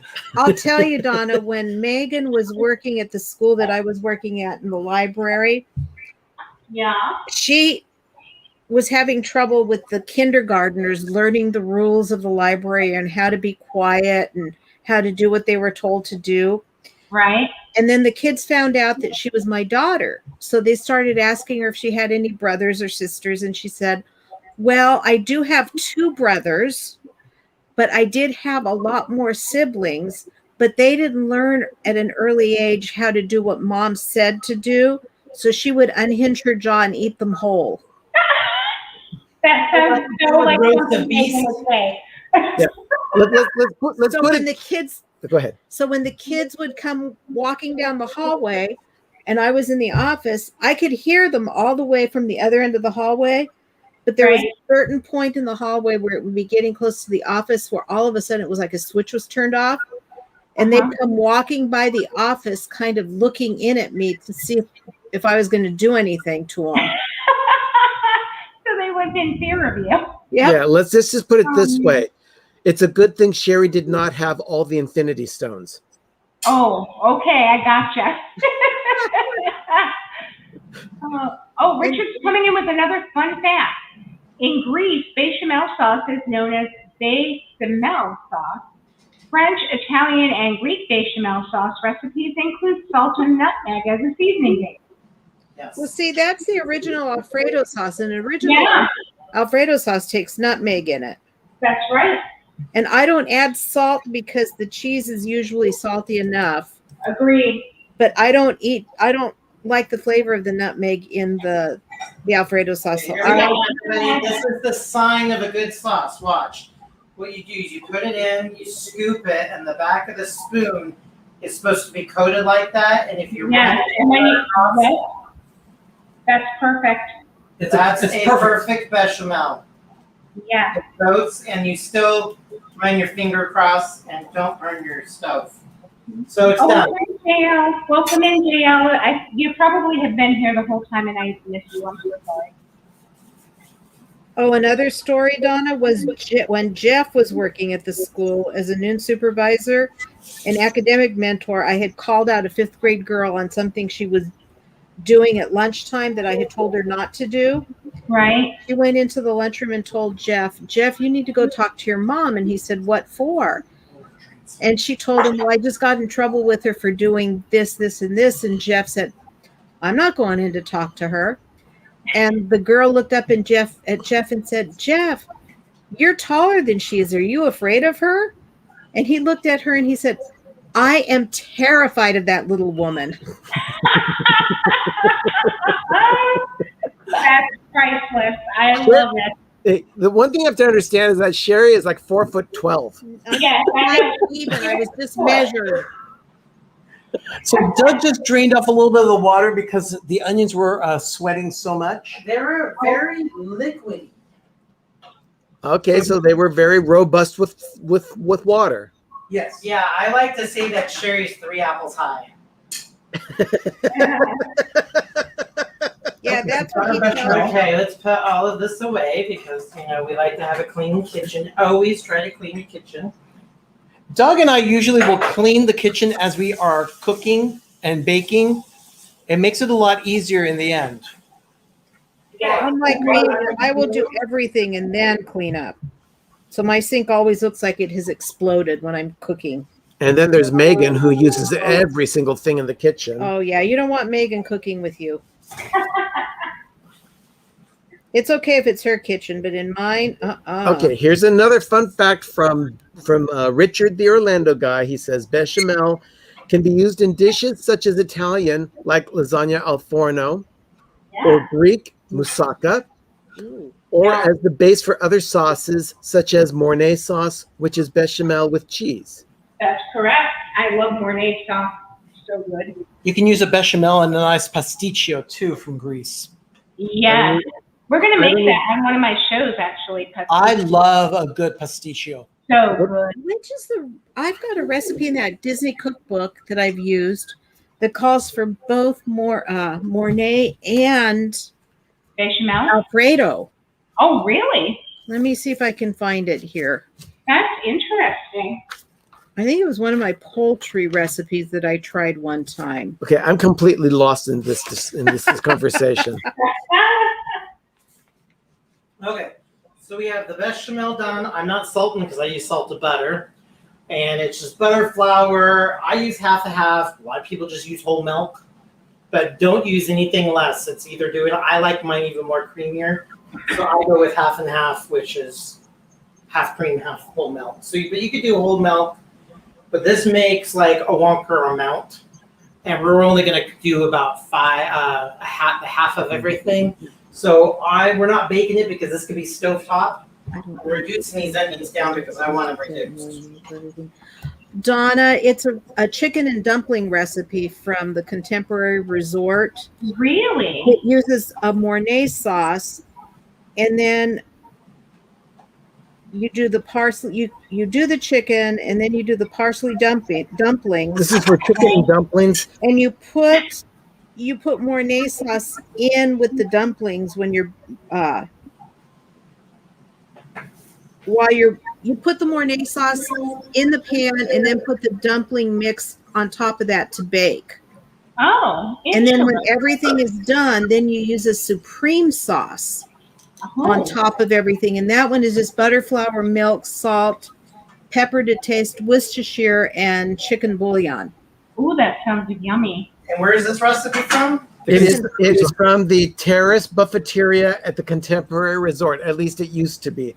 I don't know if the buffeteria is still there. That sounds so interesting.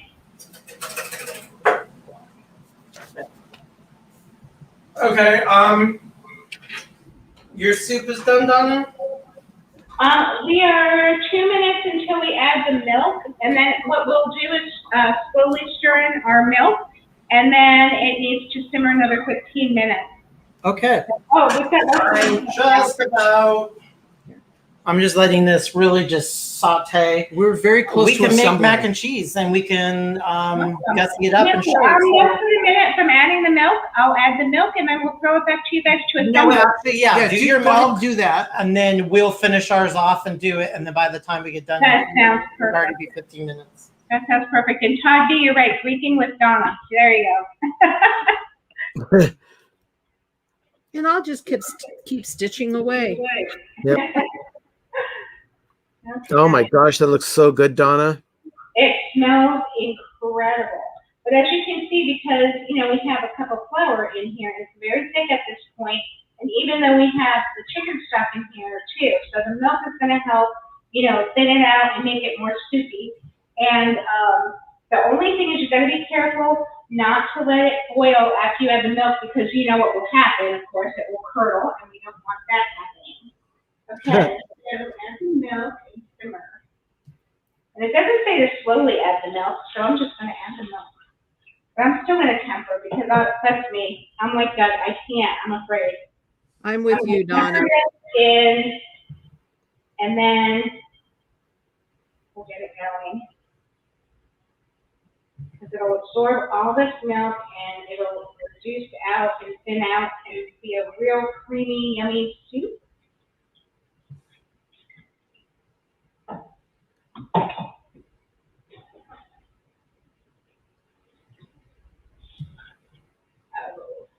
Yeah, because I think adding it slowly also helps, because if I added it all at once, incorporating it would probably have been a bit of a mess. And then you have to deal with the clumps and get it smooth and. Exactly. And it's doing really nicely. You can see how as I continue to stir, it's kind of sucking up and absorbing all that milk, which is great. It's getting to a really good consistency now.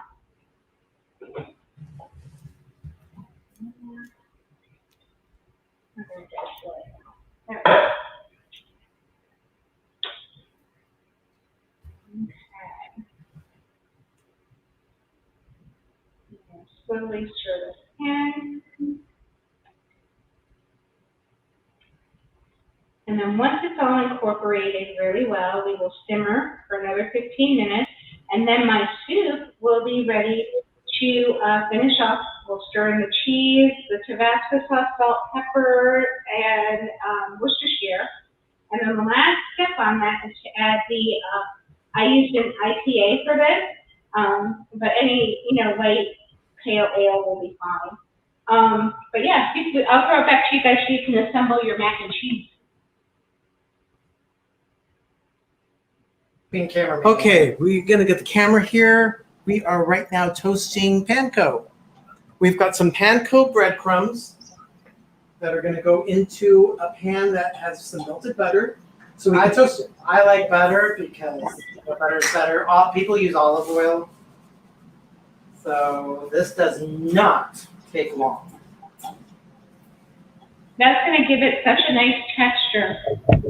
Yeah. It gives it a good crunch. Yeah, I mean, you put on top of it, and then you just kind of warm everything up.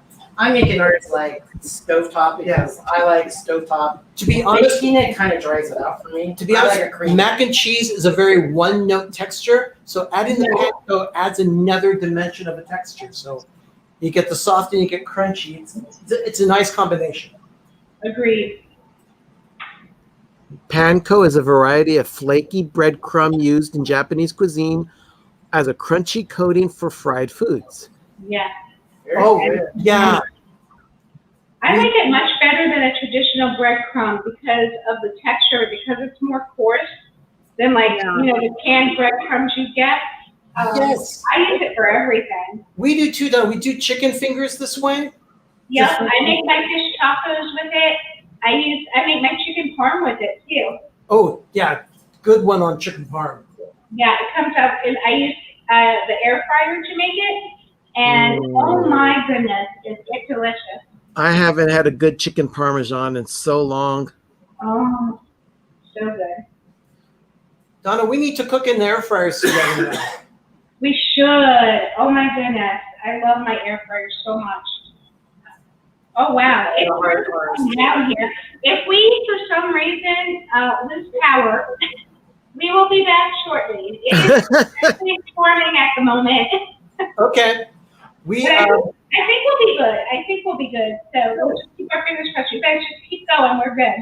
By the way, we are going to be doing another cooking demonstration tomorrow night on our show. Oh, that would be awesome. Yeah. We're continuing the celebration of food and wine for the whole month of August. Oh, that's exciting. Do you know what you'll be making? No, we have not finalized the recipe yet, but I do know we're going to be drinking a bottle of Gamay Rouge from Visa Tui Winery. Oh, that's awesome. Oh, and we have a super chat from Nancy O. Donna, happy belated birthday. I missed the stream live, but watched last week. I don't know how you did it. You're a true angel with a heart of gold. Aww. Thank you so much for all. Oops, it jumped. For all the great streams. Oh, Nancy, that's so sweet of you. Thank you. Thank you so much. Donna, I don't know how you did 10 hours that time. Oh, wow, that was a long time. At some point, I think I was just running on adrenaline. But by the end, when I sat down, I was so happy to sit down. I would have taken a lot of rusty pills. I really earned my staycation, I think, and I really enjoyed my staycation because that was so much planning and so much work. I think Richard, I talked his ear off for months about what I was going to do and what I was going to make and what order I was going to do it in. Oh my goodness. Here's the golden brown and delicious panko. Oh, they look amazing. So what delicious. you're going to do is to quit it because it's getting brown. What you do is you just pour it in a plate. Oh. So they quit cooking. And you don't want sweaty crying cones. So No one wants that. no sweaty panko. So we have onions done, panko done, cheeses. Now we're going to assemble it. Okay, I didn't know that. The Japanese first learned to make bread from Europeans. The word panko is derived from pan, giving us the word for bread in Japanese. That's so interesting. Oh my gosh. That's So now- fascinating. We're going to take the macaroni that we boiled. We're going to put it on. Oh, by the way, if you notice, see the details in the pot? You can see, like, can you see the rainbow effect in there of the noodles that stuck to the pan? Yeah. When we're done cleaning this pot, all those are going to be gone. Doug is a stickler for cleaning his pots with something that we use all the time, barkeeper's friend. Sometimes the white dots don't come out, but once you cook it again, it comes out. If you've never used barkeeper's friend, really, it will be your friend. It's It's a great pot. amazing stuff. We have some. That's what I clean my stainless steel sink with. So see how it's just perfect still? This is the bechamel. It created a film. I'm just whisking it. So what I'm going to do is I'm making half a bunch. I'm adding 2 cups of, it's very hot. Hot. Get your glove. So what I'm going to do is this is going on very, very low. Oh my goodness. Okay, so here we go. This is a half cup, by the way. It is so monsooning here, you guys. I'm So- so glad I'm not outside right now. 3, 4. Okay, now we don't want to make a huge mess. And once this gets kind of warmed up-ish, Once it's kind of warm, then he's going to start. I'm going to put in the cheeses. Which is that combination of white cheddar and Gruyere from Trader Joe's. I love saying melange. Yeah, the melange cheese. Melange. So we're just there, so turn it down. We've been speaking a lot of French today without speaking French. So it's roughly, I think I'm going to use this all, but I'm just curious to see how much it is. We're going to do about 4 cups of cheeses.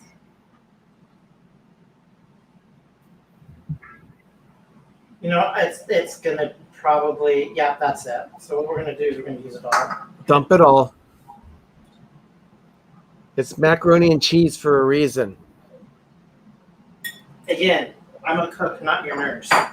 So what we're going to do is just get it cheesy. So good. Yeah. Nice and cheesy. Just melting.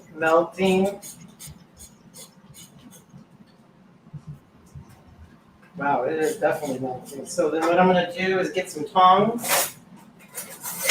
And we're going to add onion goo from it. I'm using the wrong tongs. But he's adding some of the sauteed onions. The French onion.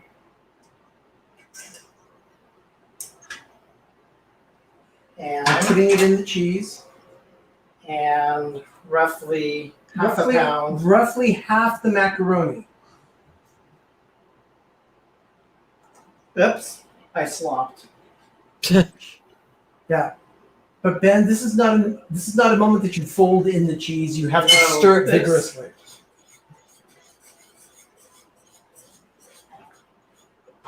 There it is. So good. Yeah. Now, normally what you could do is you could put it together and you could bake it in an oven just so that it gets nice and bubbly and gooey. But in this case, you can actually do it straight from the stovetop. And it's more creamy. I like it creamy. Yeah, this is perfect. I mean, look at that. It is a perfect stovetop. It is just creamy. Yeah, Richard has another fun fact regarding Barkeeper's Friend. It says Barkeeper's Friend started with rhubarb. A chemist found that after cooking the vegetable, his pan was sparkling clean. The property that makes rhubarb a superior cleaning agent, oxalic acid. Yep. Wear gloves. I had a tendency of cleaning with it without gloves, and it actually killed a layer of skin. So there we go. So now we're gonna it is absolutely done. So now we can dish it up, put some panko on it, and sample it. what we're gonna do is really guss it up. So this is what we're gonna do. Get a bowl, get a spoon. Okay, so what we're gonna do, you just want plates or these bowls? We'll just do these plates. Yeah, the plates are fine. So Mickey plates because of, oh boy. Oh, I have those. Did you get those from Target? No, they were a Miss Sherry gift for Christmas. Oh, those are awesome. They had them. I got mine. I think it was either Pyrex or Target. I can't remember which one, but I had to have them. I got two sets. They're really cute dishes. Let's I turn got out. them at Pyrex, the Pyrex outlet. Yeah, they're awesome. Okay. Oh So boy. Sorry, Okay. lightning just struck really close to our house. Oh, So here is a beautiful, up kind of slopped here. oh my gosh. So there we have onion. I'm adding more onion to it. That looks so delicious. Oh, And then, Richard just said, how are we going to taste this?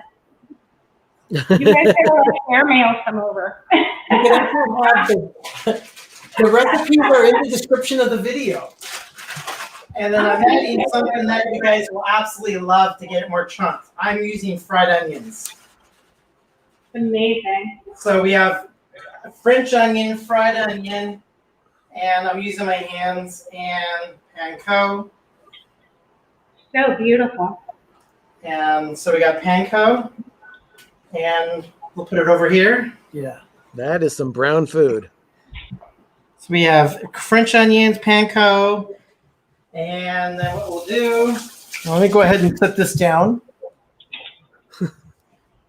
I'm gonna come around. and then you guys are going to put it down. Yeah. we will. I'm going to add some freshly ground black pepper because it needs black pepper.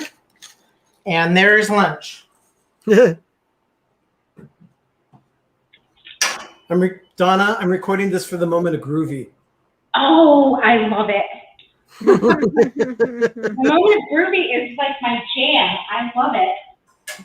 So Doug's assembling another dish so that I have some too. Yeah, for those of you Of watching course. that don't know what the moment of groovy is, there is a 2 to 3 minute segment at the end of our show every Monday night where Arnie compiles video to our theme song for PTV Live that we do on Monday nights, and it's just a lot of fun. It's so much fun. I mean, it's like the highlight of my Monday. Sam and I look forward to that every Monday. A moment of groovy. Thank you. I'm glad you enjoy that. Okay. I love putting it together. It's a lot of fun. Okay. Oh, that's awesome. Okay, So now this we're gonna is go what ahead. it looks like. We're gonna go ahead and sample it. You got this thing really high. Well, yeah, we need to be able to. Okay, this is it. Here we go. I've never made this before.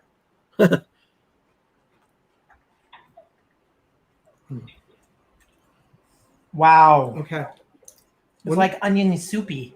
When we're done with this, With when we're lots done of with the cheese. stream, I will really be enjoying this.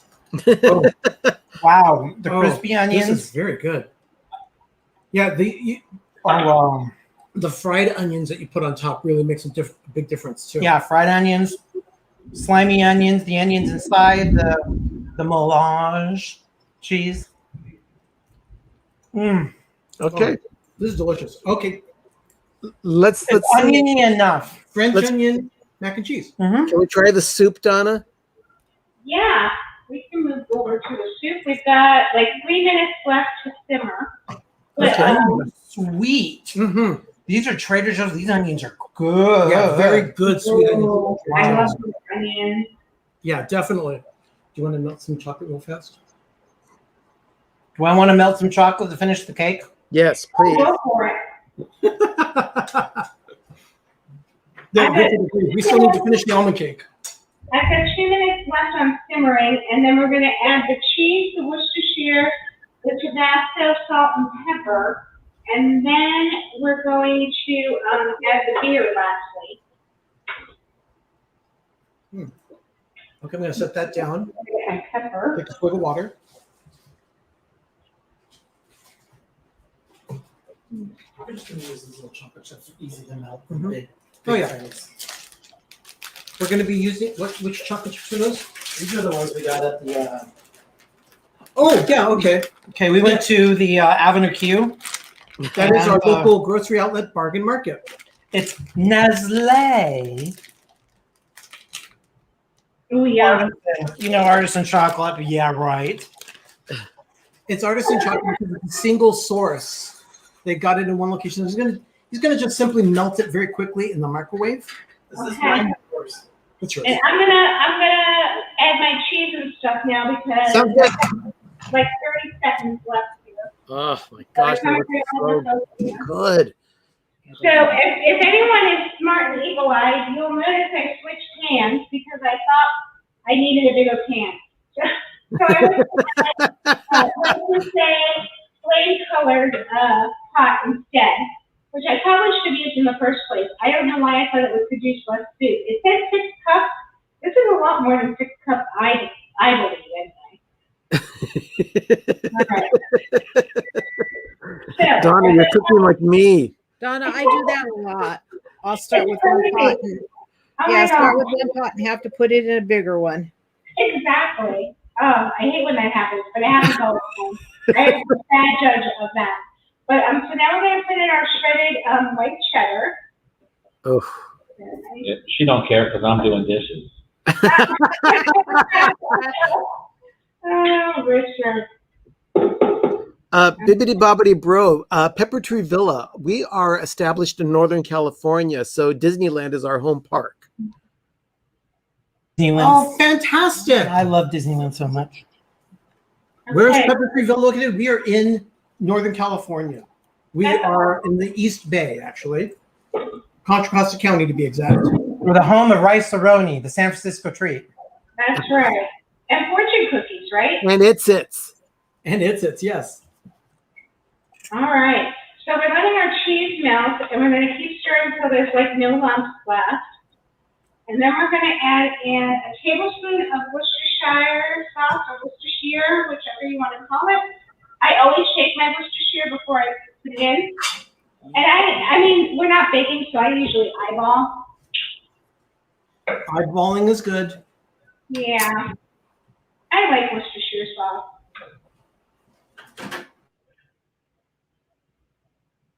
Okay. Oh, that makes it smell so good. Okay.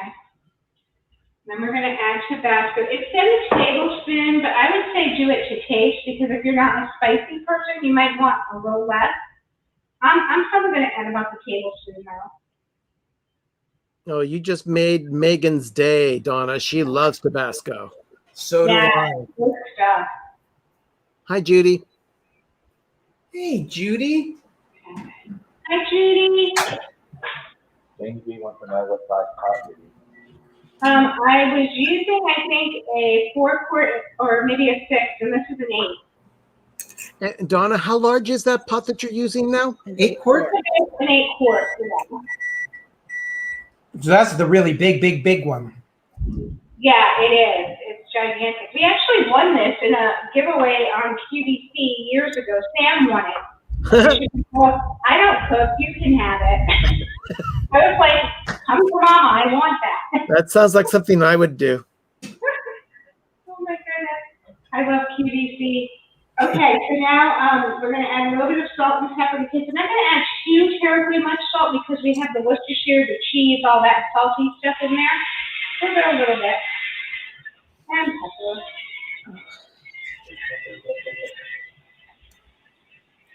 There we go. Okay, and we're going to stir that in really good. How's your chocolate going? I heard the microwave being beeped, so Okay. sounds like it's coming along just fine. Okay, good. Let me know when you need to go back to you. It will do. Okay. The chocolate is just not melted. Let's see. Okay, now we're on the last page. And we stir in the ale. And if the soup is too thick, you can thin it with some more milk. But I think we're going to be just fine. Okay, so we're off of the heat now, and we're going to stir it in. And this is, oh, I should have told you what I used. I'm not a drinker, so I don't know. I just got what they had at Last bit. Siren. IPA. So if anyone's in the neighborhood that knows me and wants 5 of these, there's 5 more left.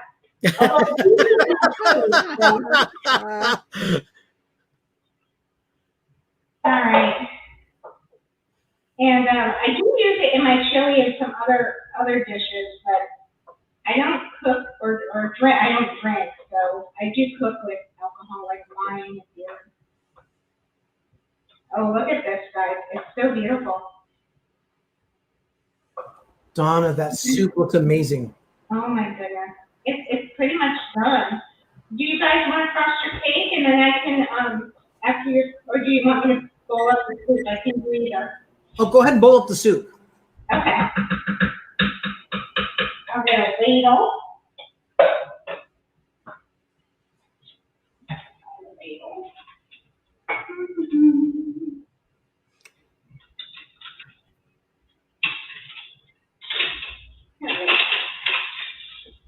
Okay.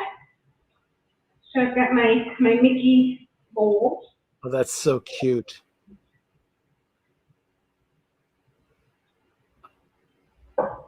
Oh my gosh, that looks so good.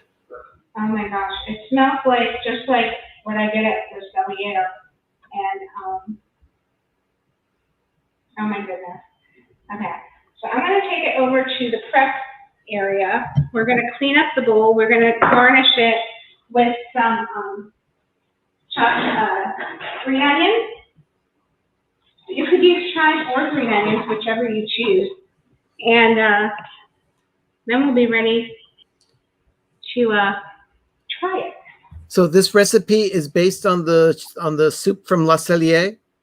Actually, the recipe said it was from Disney's California Adventures Food and Wine Festival. Oh. From the O Canada booth or something. Okay. I've never been there, so yeah. Well, I've been to California Adventure, but I've never eaten at the food festival. The Food Yeah, I and Wine didn't even know Festival. they had a Canada one. Yeah, we really do like the Food and Wine Festival at California Adventure.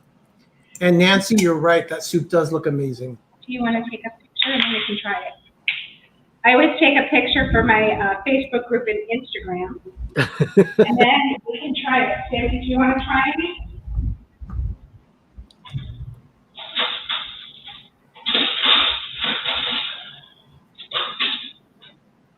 I've got 2 soup spoons.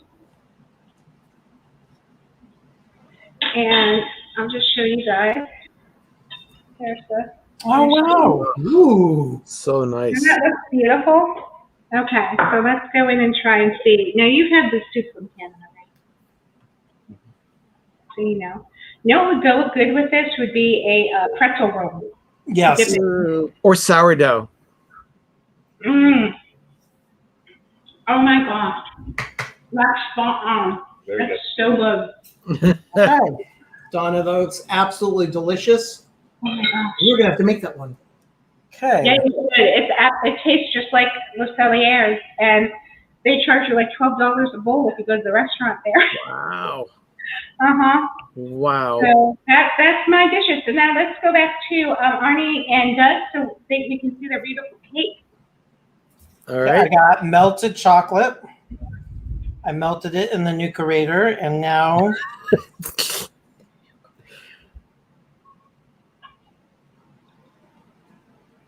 Oh, look at that. So you just throw it on top and then spread it all over the top of the cake? Exactly. yes. So it's going to be like a See's candy. Oh, you had me at C's. Oh, See's Candy's the best. Why didn't we make that? Don't start with me, Richard. That looks delicious. Oh my goodness. That's a thing of beauty. Perfect enough. I probably did a half a cup of chips just to kind of get it. So I just kind of, so you'll have the crust, and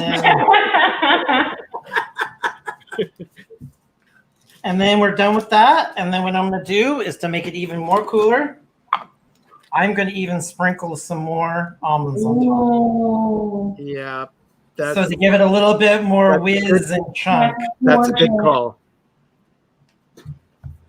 Just a little bit. There we go. Now we're gonna cut this bad boy open. Wow, that's a party waiting to happen right there. Mm.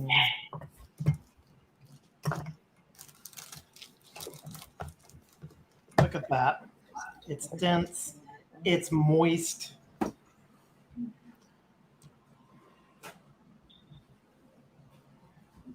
Oh, that's a good idea, Richard. The Orlando guy, Richard, said he might have added shredded coconut to the top.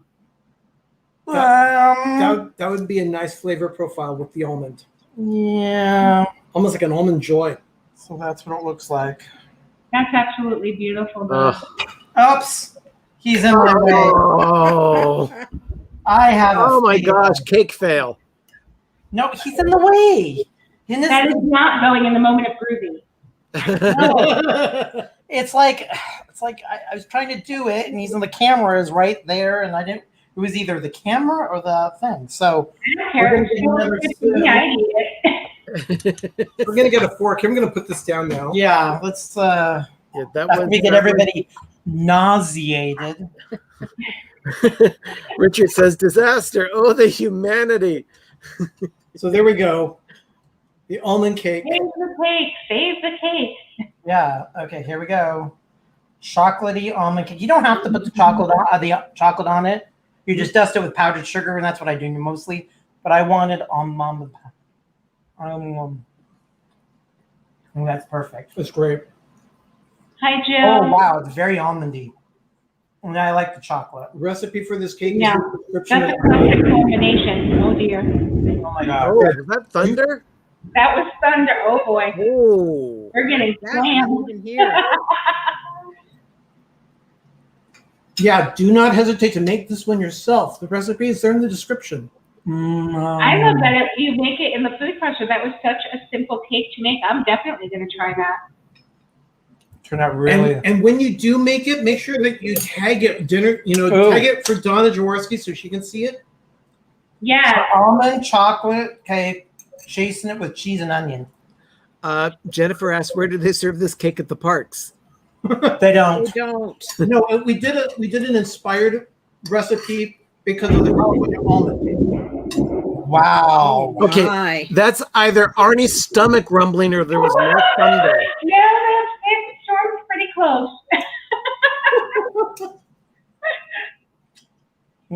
Have some almond cake with chocolate and then chase it with cheese and onion.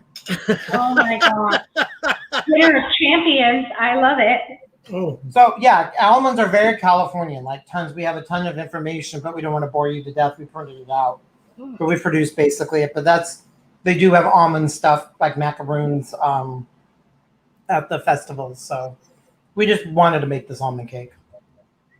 I mean, we're doing pretty There's much what it is. most. So we've got our California representation and our Florida representation, and we came together and made a lot of good food. Wow, good. well, Richard, thank you so much. Really glad you appreciated that. Oh, Wow. I feel so much better. we love you. It doesn't feel like it was 2.5 hours. No, it doesn't. Oh really? Oh dear. Oh dear. Did I break wind? I love that Christmas movie. Well, we've been watching Christmas movies all year, so Yeah, we have. okay. Joke, Cam. Any questions, comments, criticism? Take it. Peace out. He's getting some more ice. Oh, it sounded like applause. Well, I can't tell you how much fun this has been. It was so long overdue, and I just had the best time ever with all of you. And I just want to thank you for joining me, Doug and Arnie and Ben and Sherry. You totally made my Sunday. I hope everyone enjoyed because for me it was a special treat. So thank you. You're very welcome. We loved being here. It's been Yeah. fun. Oh, I'm so Angie, glad. Adult Disney wants to try the recipes. Oh, please tag the picture, post them on Yeah. Instagram. And all the Tag us. recipes are in the video description. And I'm also going to post Arnie's and Doug's recipes in our Facebook group. I hadn't done that yet, but I am going to do that. So if anyone wants the recipes, go over there, and I will be posting them for you. And yeah, good stuff. I'm definitely trying both of those recipes for sure. They turned out actually better than well, the cake I knew was already made a zillion times, but this mac and cheese, wow. Now, Donna, can you join us for a couple minutes tomorrow night on our show so that we can talk about what we did today? Sure. Absolutely. Wonderful. I'll send you the link. Oh, that sounds wonderful. Yeah, our show's going to be tomorrow night, 9:30 Eastern, 6:30 Pacific.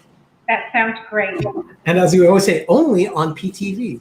Villa. Everyone be sure to join us over there, because you want to know what that moment of groovy is all about. You come on over to PTV on Monday nights, and our life is really so boring. much fun.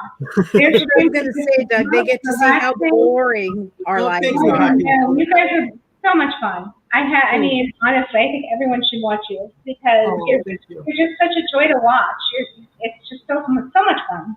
Thank It you. was fun for us too. Like I said, we will be doing another cooking demo tomorrow night. So I can't wait. join the fun. Yeah. Oh no! Doug, Have Cake go down his apron. A cake on my shelf. Oh dear. Oh Big no! help you have, huh, Doug? Oh my goodness. Well, I also want to thank everyone who stuck with us and watched the stream. You guys are amazing. We can't do this without you guys coming in and keeping our chat going and everything. And to everyone who donated a super chat or anything like that, you guys are incredible, and we appreciate you so much. But I think are you guys ready to wrap it up? I think so. We're ready to call. We're ready. All right. So I will be live again in 2 weeks. I'm throwing around what I'm going to do, but I think I'm going to be doing another low-carb keto show. I am determined to make a keto dessert that Richard will approve of. So, yeah. Well, I don't know if you remember or you were there, but he threw his keto cookie across the kitchen into the sink. He did not approve at all. So we're going to try to find something more palatable for Richard that is low carb and keto. So be sure to check that out. And also make sure you check out PTV, Pepper Tree Villa, live on Mondays at 9:30. They are amazing. They have all different segments on their show. You can see what Sherry has bought. They have crafting time. You get to see the boys struggle, which I like. And we talk about Christmas and Hallmark movies. And it's such a fun, easygoing chat. And I just love being there every Monday night. So please check them out and follow them on social media and all the good stuff. And it was just such a pleasure having you. And oh dear, sister. There we go. That's loud. Thank you. Okay, so we will see everybody in 2 weeks, PTV. I will definitely see you tomorrow. And I love all of you. And until then, you guys stay kind and be safe. And always try to help others when you can. So I'll see you guys in 2 weeks. Thank you, Donna. Thank you. you. Bye, everyone. Bye, everyone. Bye. Bye. Now we have to go hit the end broadcast because it's all okay. The gods are